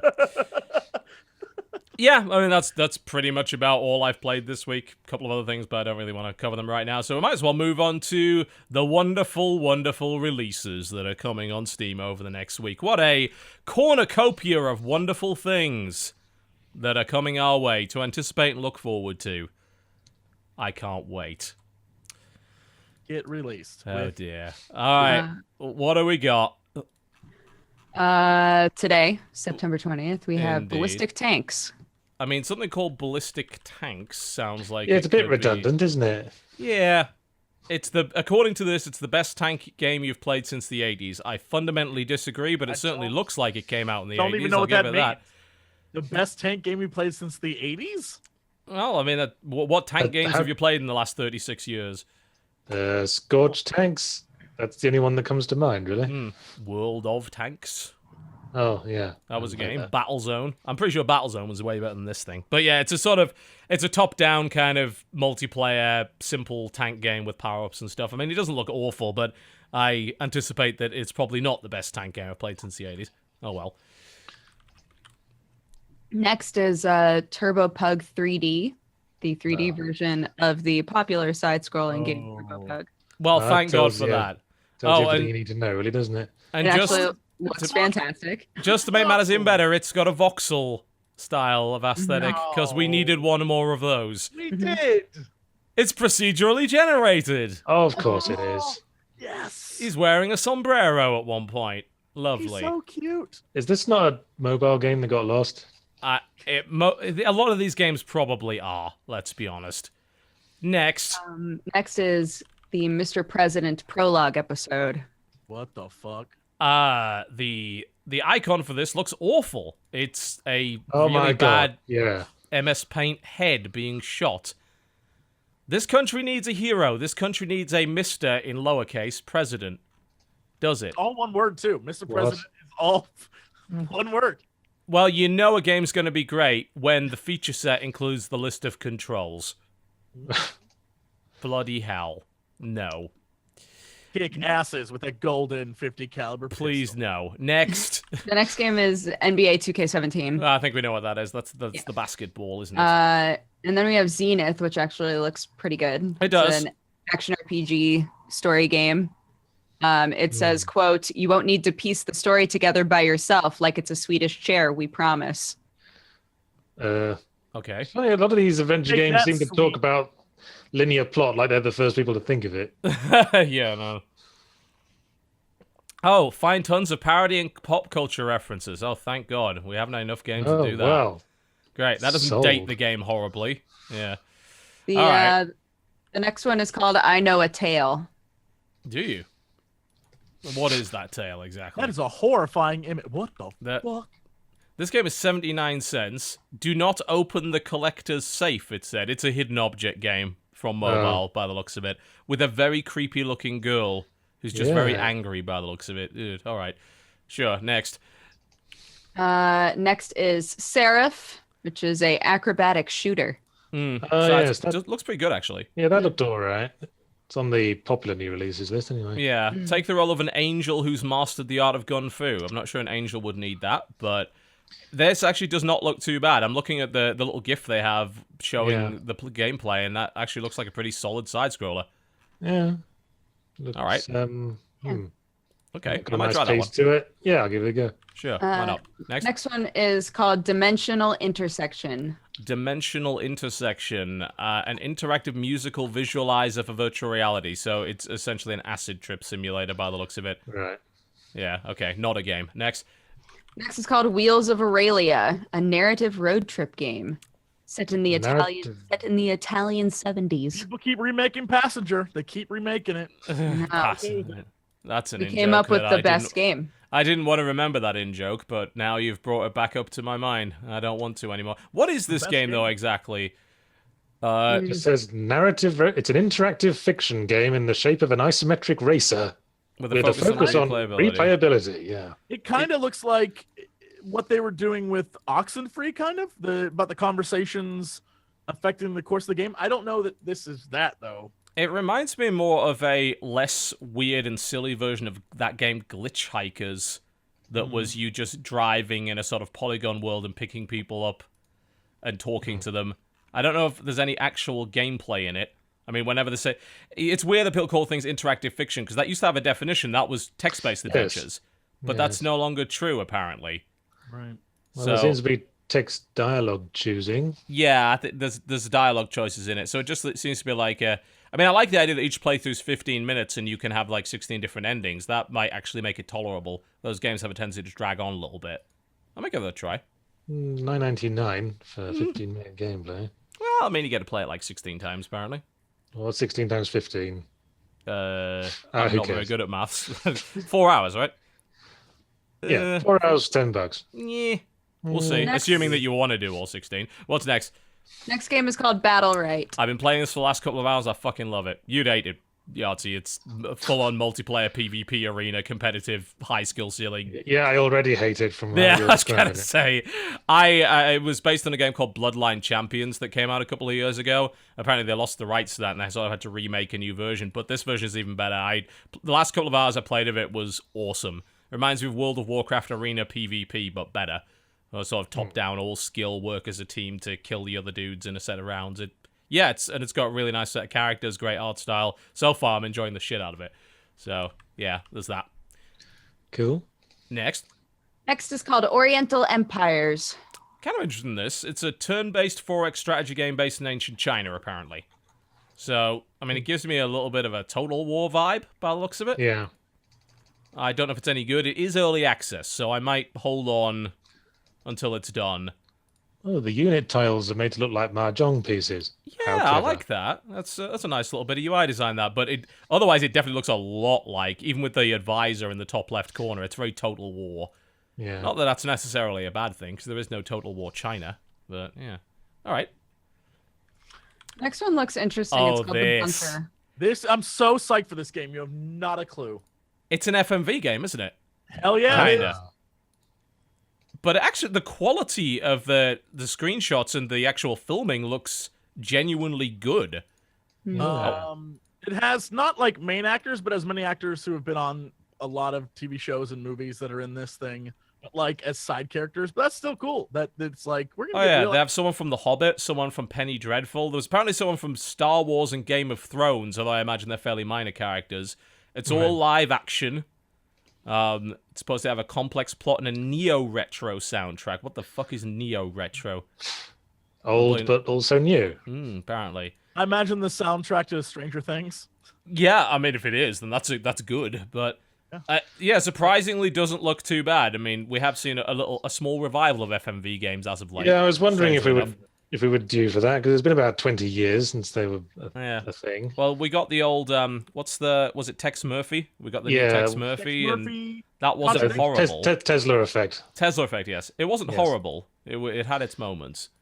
Yeah, I think it relied heavily on being a fan of the original Tex Murphy games. I would say Absolutely. so. Yes. Yeah. Next.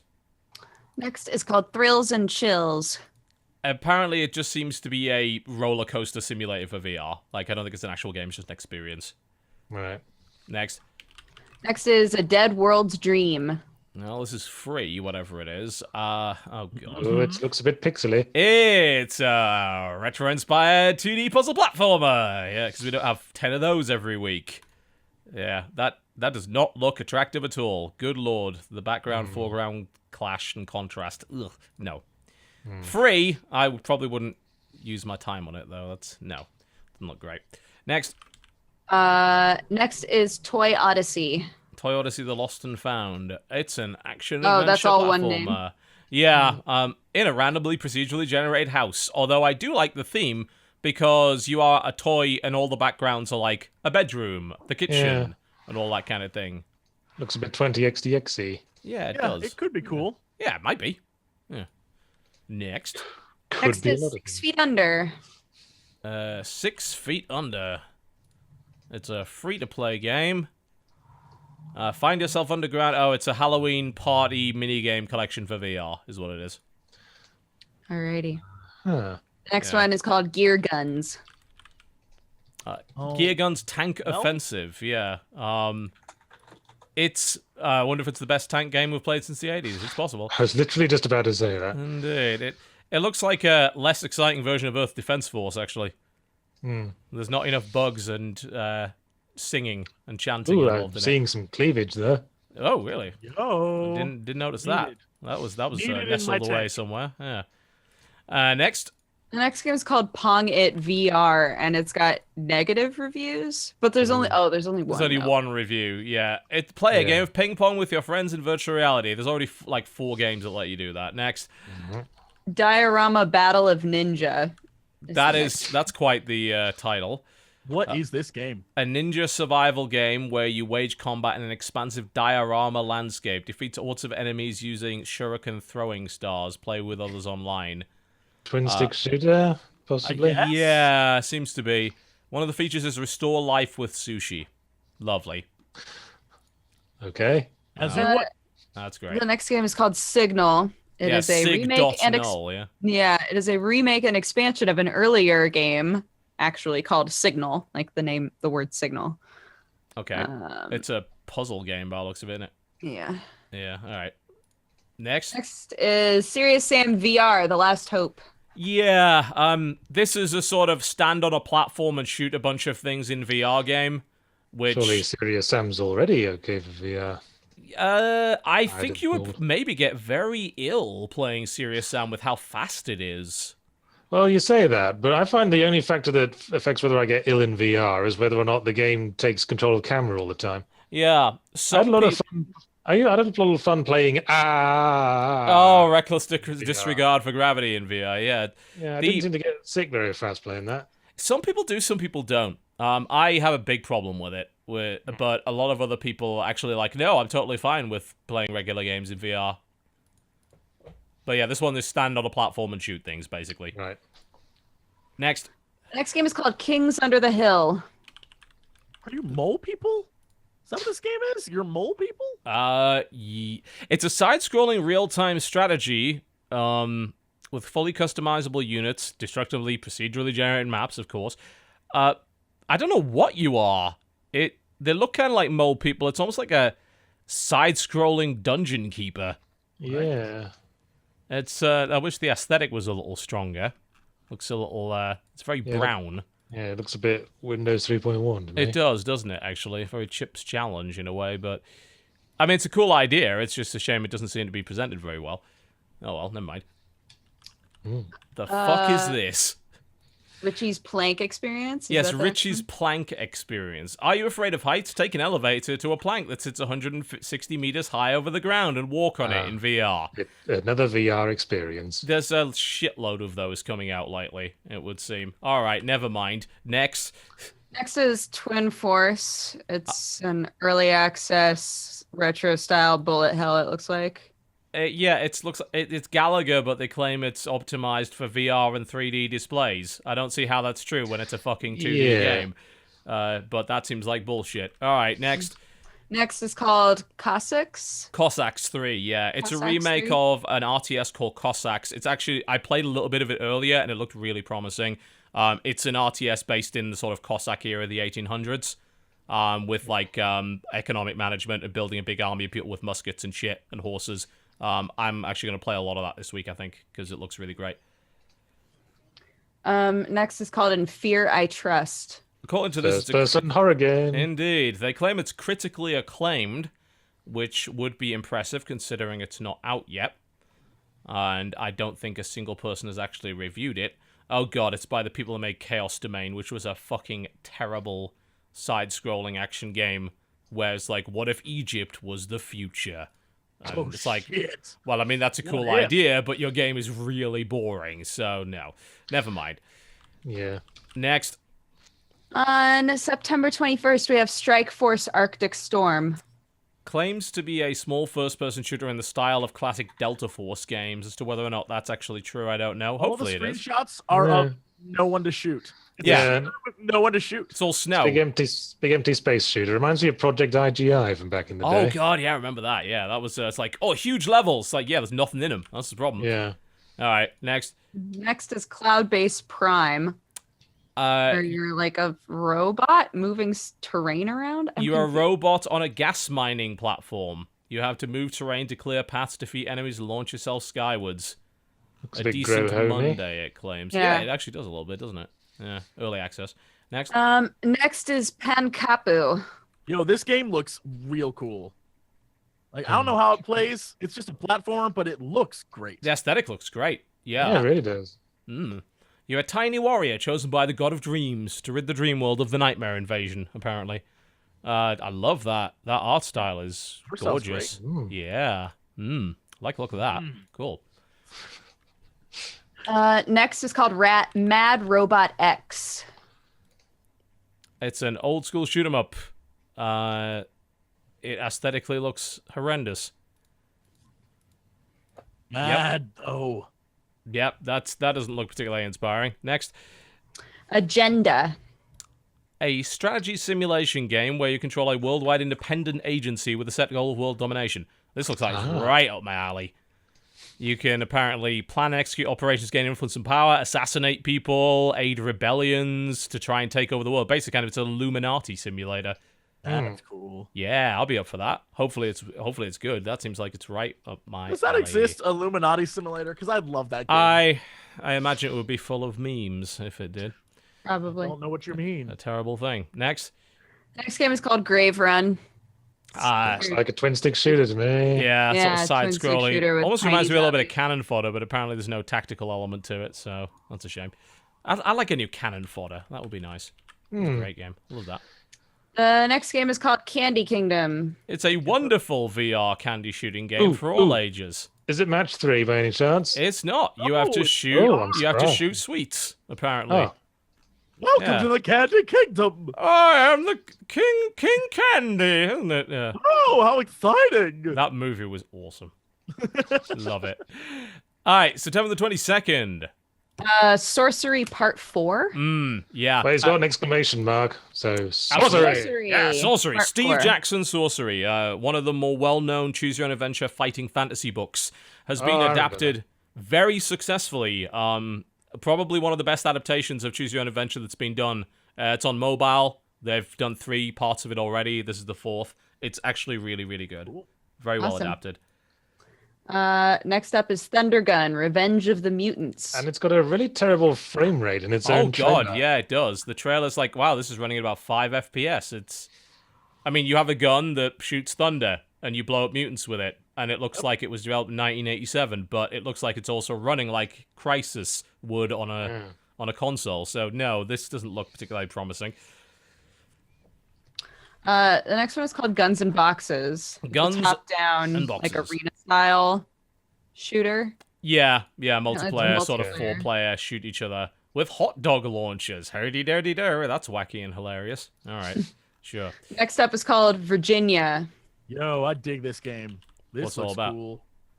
What is it? First-person thriller set in a small town with a secret experienced person investigation. Missing persons Eyes of investigation. FBI. Okay. Yeah, that might be up your alley. Art style looks cool. Okay. This next game looks awesome. It's called Pavilion. It's a puzzle adventure game. But like the They- look of it is awesome. Oh, wow. Oh, That's yeah. a hell of an aesthetic. They claim it's a 4th-person game. What does that mean exactly? How pretentious. It is a bit, yeah, but look at that aesthetic, though. That's... I mean, it's Escher, man. basically, it's MC Escher sort of isometric kind of thing. It looks beautiful. What is this? Yeah, what is this game? I mean, I don't know what it is, but It's a it puzzle looks game. beautiful. A puzzle game portrayed through exploration and audiovisual imagery, whatever that means. I mean, isn't that every video game? I'd have thought so. Yeah. I think it might be Korean developed because they have an award from the Busan Indie Connect, which is Oh, in South interesting. Korea. It looks super interesting. I don't know what. Yeah. Yeah, it's beautiful. Just looks great. I just can't figure out for the life of me what you do in it. No, Right. not a bloody clue. Thankfully, I think it has. I'm not sure if it has a demo or not, but I might have a look at it. Yeah. All right. Sure. The next game is called The Secret Order 4 Beyond Time. It's another one of those mobile hidden object / point and click adventure games. Yep. Okay. The game Lots after of that is them. called Clang.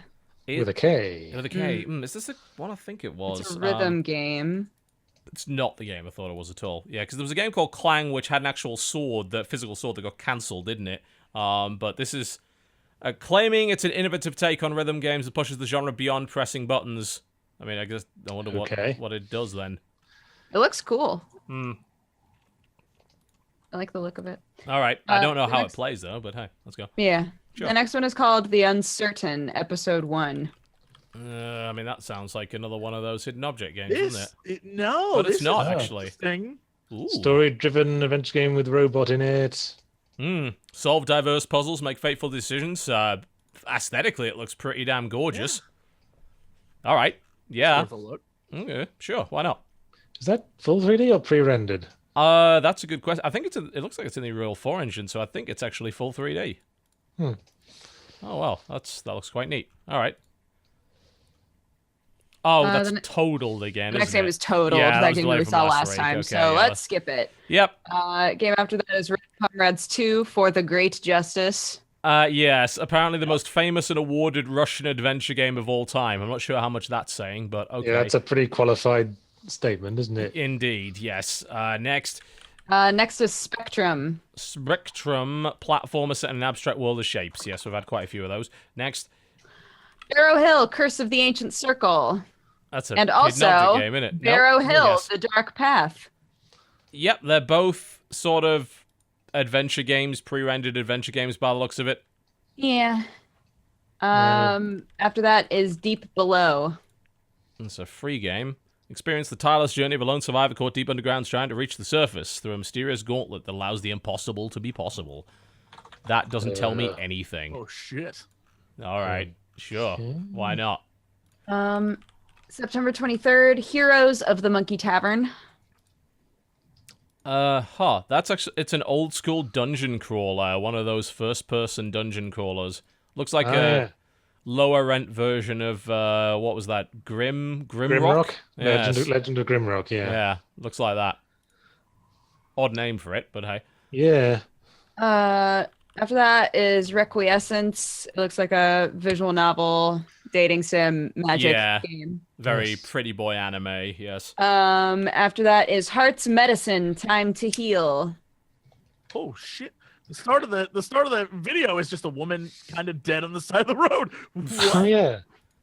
It's an intense but also funny medical drama. You become an aspiring surgeon at Little Creek Hospital, which apparently has a bunch of like mini games where you're making pills and stuff like that. Like, it doesn't look too bad. Like, it actually looks kind of cool. It looks like one of those, you know, those restaurant management sort of games where you have to run around and serve everyone in time. Yeah, I'm getting that sort of vibe from one of the screenshots. Yeah, I think so. Like that particular art style, it's very much like marketed towards teenage girls on mobile usually. Games like that. Actually, the wife plays a bunch of those games and finds them extremely enjoyable. So, I mean, this one still looks pretty good actually. Although there's some very depressing scenes, like this one is she's at a grave. I'm like, oh, okay. Throwing in a flower, okay. Sure, all right. That looks a bit too stressful for me. I've got too hard a life to want to play something like that. Oh well. Next is Stellar Tactics. Oh, this looks ambitious as shit. Oh yeah, it does, doesn't it? Yeah, sci-fi tactics, equip a ship, gather a team. It's like, do all of these things, but we probably won't do any of them all that well. But you're right, though, it does. Oh, of course, it has dynamically generated missions and procedurally generated worlds, action-based space combat, 40 ships, like a bunch of different people, mining, scanning, trading. Yeah, those games are ambitious. I hope that they execute at least one of the things properly. One of the things they definitely haven't executed well is the UI. I'm just looking at it's like there's about 5 different fonts in there. That's maybe not what you're looking for. Oh, best of luck to them. I do want a game like that. I just haven't found one that's really good yet. The next game is Dream Car Racing 3D. Oh, you It's build, like a build your own vehicle car. building physicsy sort of game. Yes, I do like those. They're good for a laugh from time to time when they're done well. I think I prefer Besiege, the physics-based murder people simulator with your giant death machine, though. Next one is Harmonia. It's a visual novel by the same people that made Planetarian, which was actually really good. This one will probably also be sort of kinetic and short, but Everyone has giant blue anime eyes. it looks cute. What does kinetic mean in this context? Kinetic visual novel means that you don't ever make a choice. You just read it. It's just a novel. Okay, I'm not tempted. The game after that is called Mad Father. I've heard of this one. That's the RPG Maker one, isn't it? Yeah, this is a game that's been out for a while, and I think this is like their actual, like, we made a real game this time release that is, because it used to be free. Yeah. Well, the interesting thing with this It's is a obviously a horror lot of RPG Maker games do look very, very similar, but it looks like they've actually built new mechanics into it. There seems to be some sort of like quick time event kind of thing in there and stuff that isn't by default. I mean, you could do a lot with RPG Maker, it's just a lot of people don't. They just stick with templates. This one, it looks like they've popular like horror style game. doesn't look too bad for Yeah. an RPG Maker game. Got to give them credit for that. You know, they've put some effort into that one. Next one is called Pitch Hit. It looks like a VR pitching, hitting with a baseball bat game. But it's a surreal batting cage experience. Fight aliens with baseballs and giant ducks. Yeah, that's why we bought our VR headsets, definitely. To fight aliens with baseball bats. Naturally. Next. Next is called My Fight. My fight. My fight. Not yours. Mine. Yeah. Nope. A computer There's only game. one with way a a video of this is getting made is if dear. you play this game while playing This Is My Fight song. Play that with this, you have a good video. The rest, it's garbage. It looks like a not good fighting game with far too much motion blur. But Yeah. Even the still shots are But you know motion what's blur. terrible about this? It allows players to fight for their favorite bloggers and show everyone how much he is cool. Get the What? fuck out. This is I my am fight Deadly song. serious. It is apparently a fighting game involving famous bloggers, none of which I have heard of. Oh I my noticed God. the trailer starts with a big screen full of Russian language. Yes, it does. You are entirely correct. That would probably explain why I've never heard of these people. Also, this game has way too much lens flare and motion blur. Please stop. Okay, next. Next one's called Fink. Think. You're solving puzzles. It looks fucking weird. Yeah, Yeah. it does. It's like there's a maze and it's upside down and your head's a square. Cool. Brilliant. Next is called Showdown Adventure. This is... I actually kind of like the aesthetic on this one. Apparently, your body is 90% helmet. You're fighting some big cows. It's a 2D action-adventure kind of Zelda-y sort of thing with a very Newgrounds-esque art style. Yeah, this one. very thick black outlines. Yes, definitely. It's like, our head is too big. That kind of thing. All right. Okay, sure, why not? Uh, Oh, God. shoot, where were Bus we? Tycoon Night and Day. I mean, honestly, if this game was done well, I would play it, because Transport Tycoon is one of my favorite games of all time, but this does not look like it's going to emulate that. Yeah, it's build a bus company, basically. Yeah. Looks like an Amiga game or something. It really does. Tribopolis VR. Is there any syllable you can't just stick apocalypse on the end of? I don't know, but you have a magic bow and you defend your totem and you shoot at each other and there's tribes in it. And it's an early access, so I'm sure it'll be brilliant. Next. The next one is called Children of a Dead Earth, and it is, quote, the most scientifically accurate space warfare simulator ever made. Is it? Yeah. How? Is this related to A Dead World's Dream? Do they know each other? Could we introduce them? It would be lovely, wouldn't it? I think I'm they sure they hit get it along off. swimmingly. Yeah. Yeah, it seems like you have to design like a spacecraft that will deliver death to an enemy world, but then use physics and, you know, what's the term for it? Like the kind of Kerbal-esque physics. Kind of use that. Mechanics, orbital mechanics. Yeah, orbital mechanics. Yeah. So I've used that to try and blow up the planet, which sounds like it actually has a potential. I don't agree with this whole scientifically accurate space warfare thing, but hey, you know, whatever. Sure, why not? Next game is called Tentacult. It's one of those swarm games, but you're playing Octopus Men. A bunch of evil... Tentacutes. Yeah, Yeah, I like this the is- setting. This is looking very lol random. Yeah. It is supposedly set in a kind of 1950s Pleasantville style thing, but I'm not really getting that vibe from it, because I'm fairly sure those cars do not come from the 1950s at all. Yeah. So I'm not sure what's going on with that. I think you probably best just play Anacute instead. Seems like it's a little Yeah, better. Anarcute's great. Yeah. Next. Next up is Cranium Conundrum. I think we'll wrap it up after this because there's too many fucking games, and quite frankly, Okay. I'm done with this shit. It's a physics-based puzzle game. Oh god, there's like My Little Pony shit in it apparently, but yeah, it's a What a great way to end it. yay. Yes, what's a high? Sure. Well, there's a couple more in this day. We'll do that, and then that'll be it. I'm not going through Okay. the rest of them. Bit We'll be here Slap all is the night. next one. Deep in the Andromeda Galaxy, a lone warrior stands against an army of cubes for some fucking reason. And it's a VR game. Sure, why not? Of course Next. it is. The next one is called Villtown. It's a city builder tower defense game. And it looks like shite. It absolutely does. It looks like it is the Oregon Trail on a Apple II, is what it looks like. Not impressed. Next. Next is Angels and Demigods. Demigods. I mean, you whatever. think the demigods would have an unfair advantage in that. But it is a sci-fi visual novel. And all of these characters look really familiar for some reason. Well, it's free. In VR, though. No, it's not in VR. Oh, it actually is. It is. Why is this in VR? It's Good just... question. Oh, bloody hell. So you want to be in it, TV. I don't want You're to be the in character, TV. it. I don't want to be in it you at gotta all. live it. Last but by hopefully no means least, 8 Infinity. It looks Dynamic. like the logo for a cable company's internet service. It actually It does, does. yeah. It's a rhythm game. Rhythm puzzle-y thing, yeah. And there's a bunch more that's come out over the next couple of days, but I'd rather not be here all night, because holy crap. It's The Tower, Escape Station, Lasers Can't Drive This, Formicide, and Goo Saga. Go look them up. Enjoy. Yeah, Yes, all of those okay. games. Absolutely. Well, there's a couple of good-looking things in that. I want to check out that fourth person game, whatever they call it, and that Pankapu, what was it? With the really cool art style side-scrolling one? Yeah, Yep. Pankapu. And- Yeah, that looks... There was Seraph, that's out now. Yes, indeed. That I've looks like appli- it might... An Agenda, the world domination one. I'd like to have a look at yes. that. Yeah. Yes. So there's a couple of things coming on this week. If not, go play Battle Right, because it's great. Or Cossacks 3 is looking like it might be pretty good as well. So there's a few things coming out this week, at least, that aren't too terrible. That pretty much brings us to the end of the show, folks. Thank you very much for watching. Thanks for sticking through 3 hours of that with us. And hopefully you'll find a decent game to play this week. You might have to struggle by the looks of it.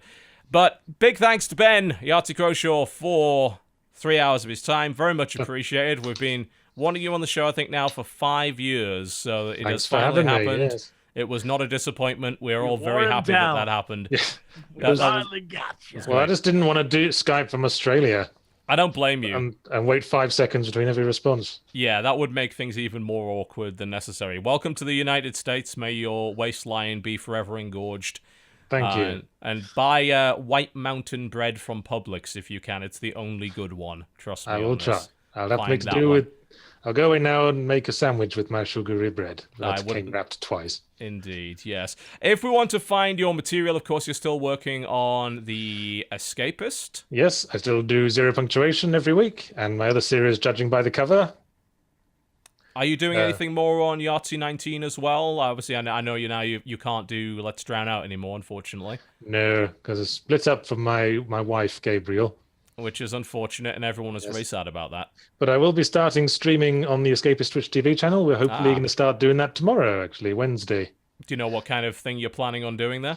Well, we've got an idea to do a stream of the games that I'm reviewing in Zero Punctuation that day. Yes, that is a good way to do things. I've been doing that for a little while. It's good because people spot things that you miss. It's very useful, actually. Gets you through puzzles quicker as well. That's always good.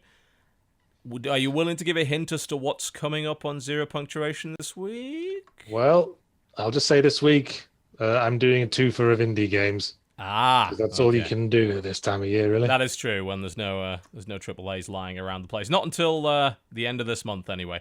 Well, there you go. Ben, thank you very much for coming on the show. Much appreciated. Dodger, what's going on on your channel this week? What's going on? I don't know. Come hang out. You can find me at youtube.com/protart to continue. I also stream on twitch.tv/dexterity-bonus. MangaPod is happening tonight. We read Lone Wolf and Cub, which is a classic manga. And reading it now, I understand why. We read chapters 1 through 19. Warnings for assault of many different types. But yeah. Thanks for watching, guys. You're all great. Fantastic. Jesse, what's going on the channel this week? Yo, channel will be the usual awesome nonsense. There's the Scary Game Squad that came up yesterday for Resident Evil, if you want to watch that. But I want to also give a shout out to the fact that we're doing a bunch of Star Wars book club stuff this week. So there's gonna be a bunch of podcasts coming up for all of you Star Wars nerds who would like to join us on our adventure to read all the new canon stuff. So I'll shout that out. Wonderful. Thank you very much for watching the show, folks. Big thanks to our sponsor today, squarespace.com/cooptional. Go get 10% off your first order. Your website sucks. Go make a better one. It's much better. Go to Squarespace. They'll help you do that. And, of course, big thanks to everybody for watching the show today. If you missed any part of the show, you'll be able to catch the full VOD available on my YouTube channel, youtube.com/cynicalbrit. That goes out every Thursday. And we will see you next Tuesday at 3 p.m. Eastern. That is 12 p.m. midday on the Pacific West Coast for another episode of the Croshaw Podcast. Goodbye!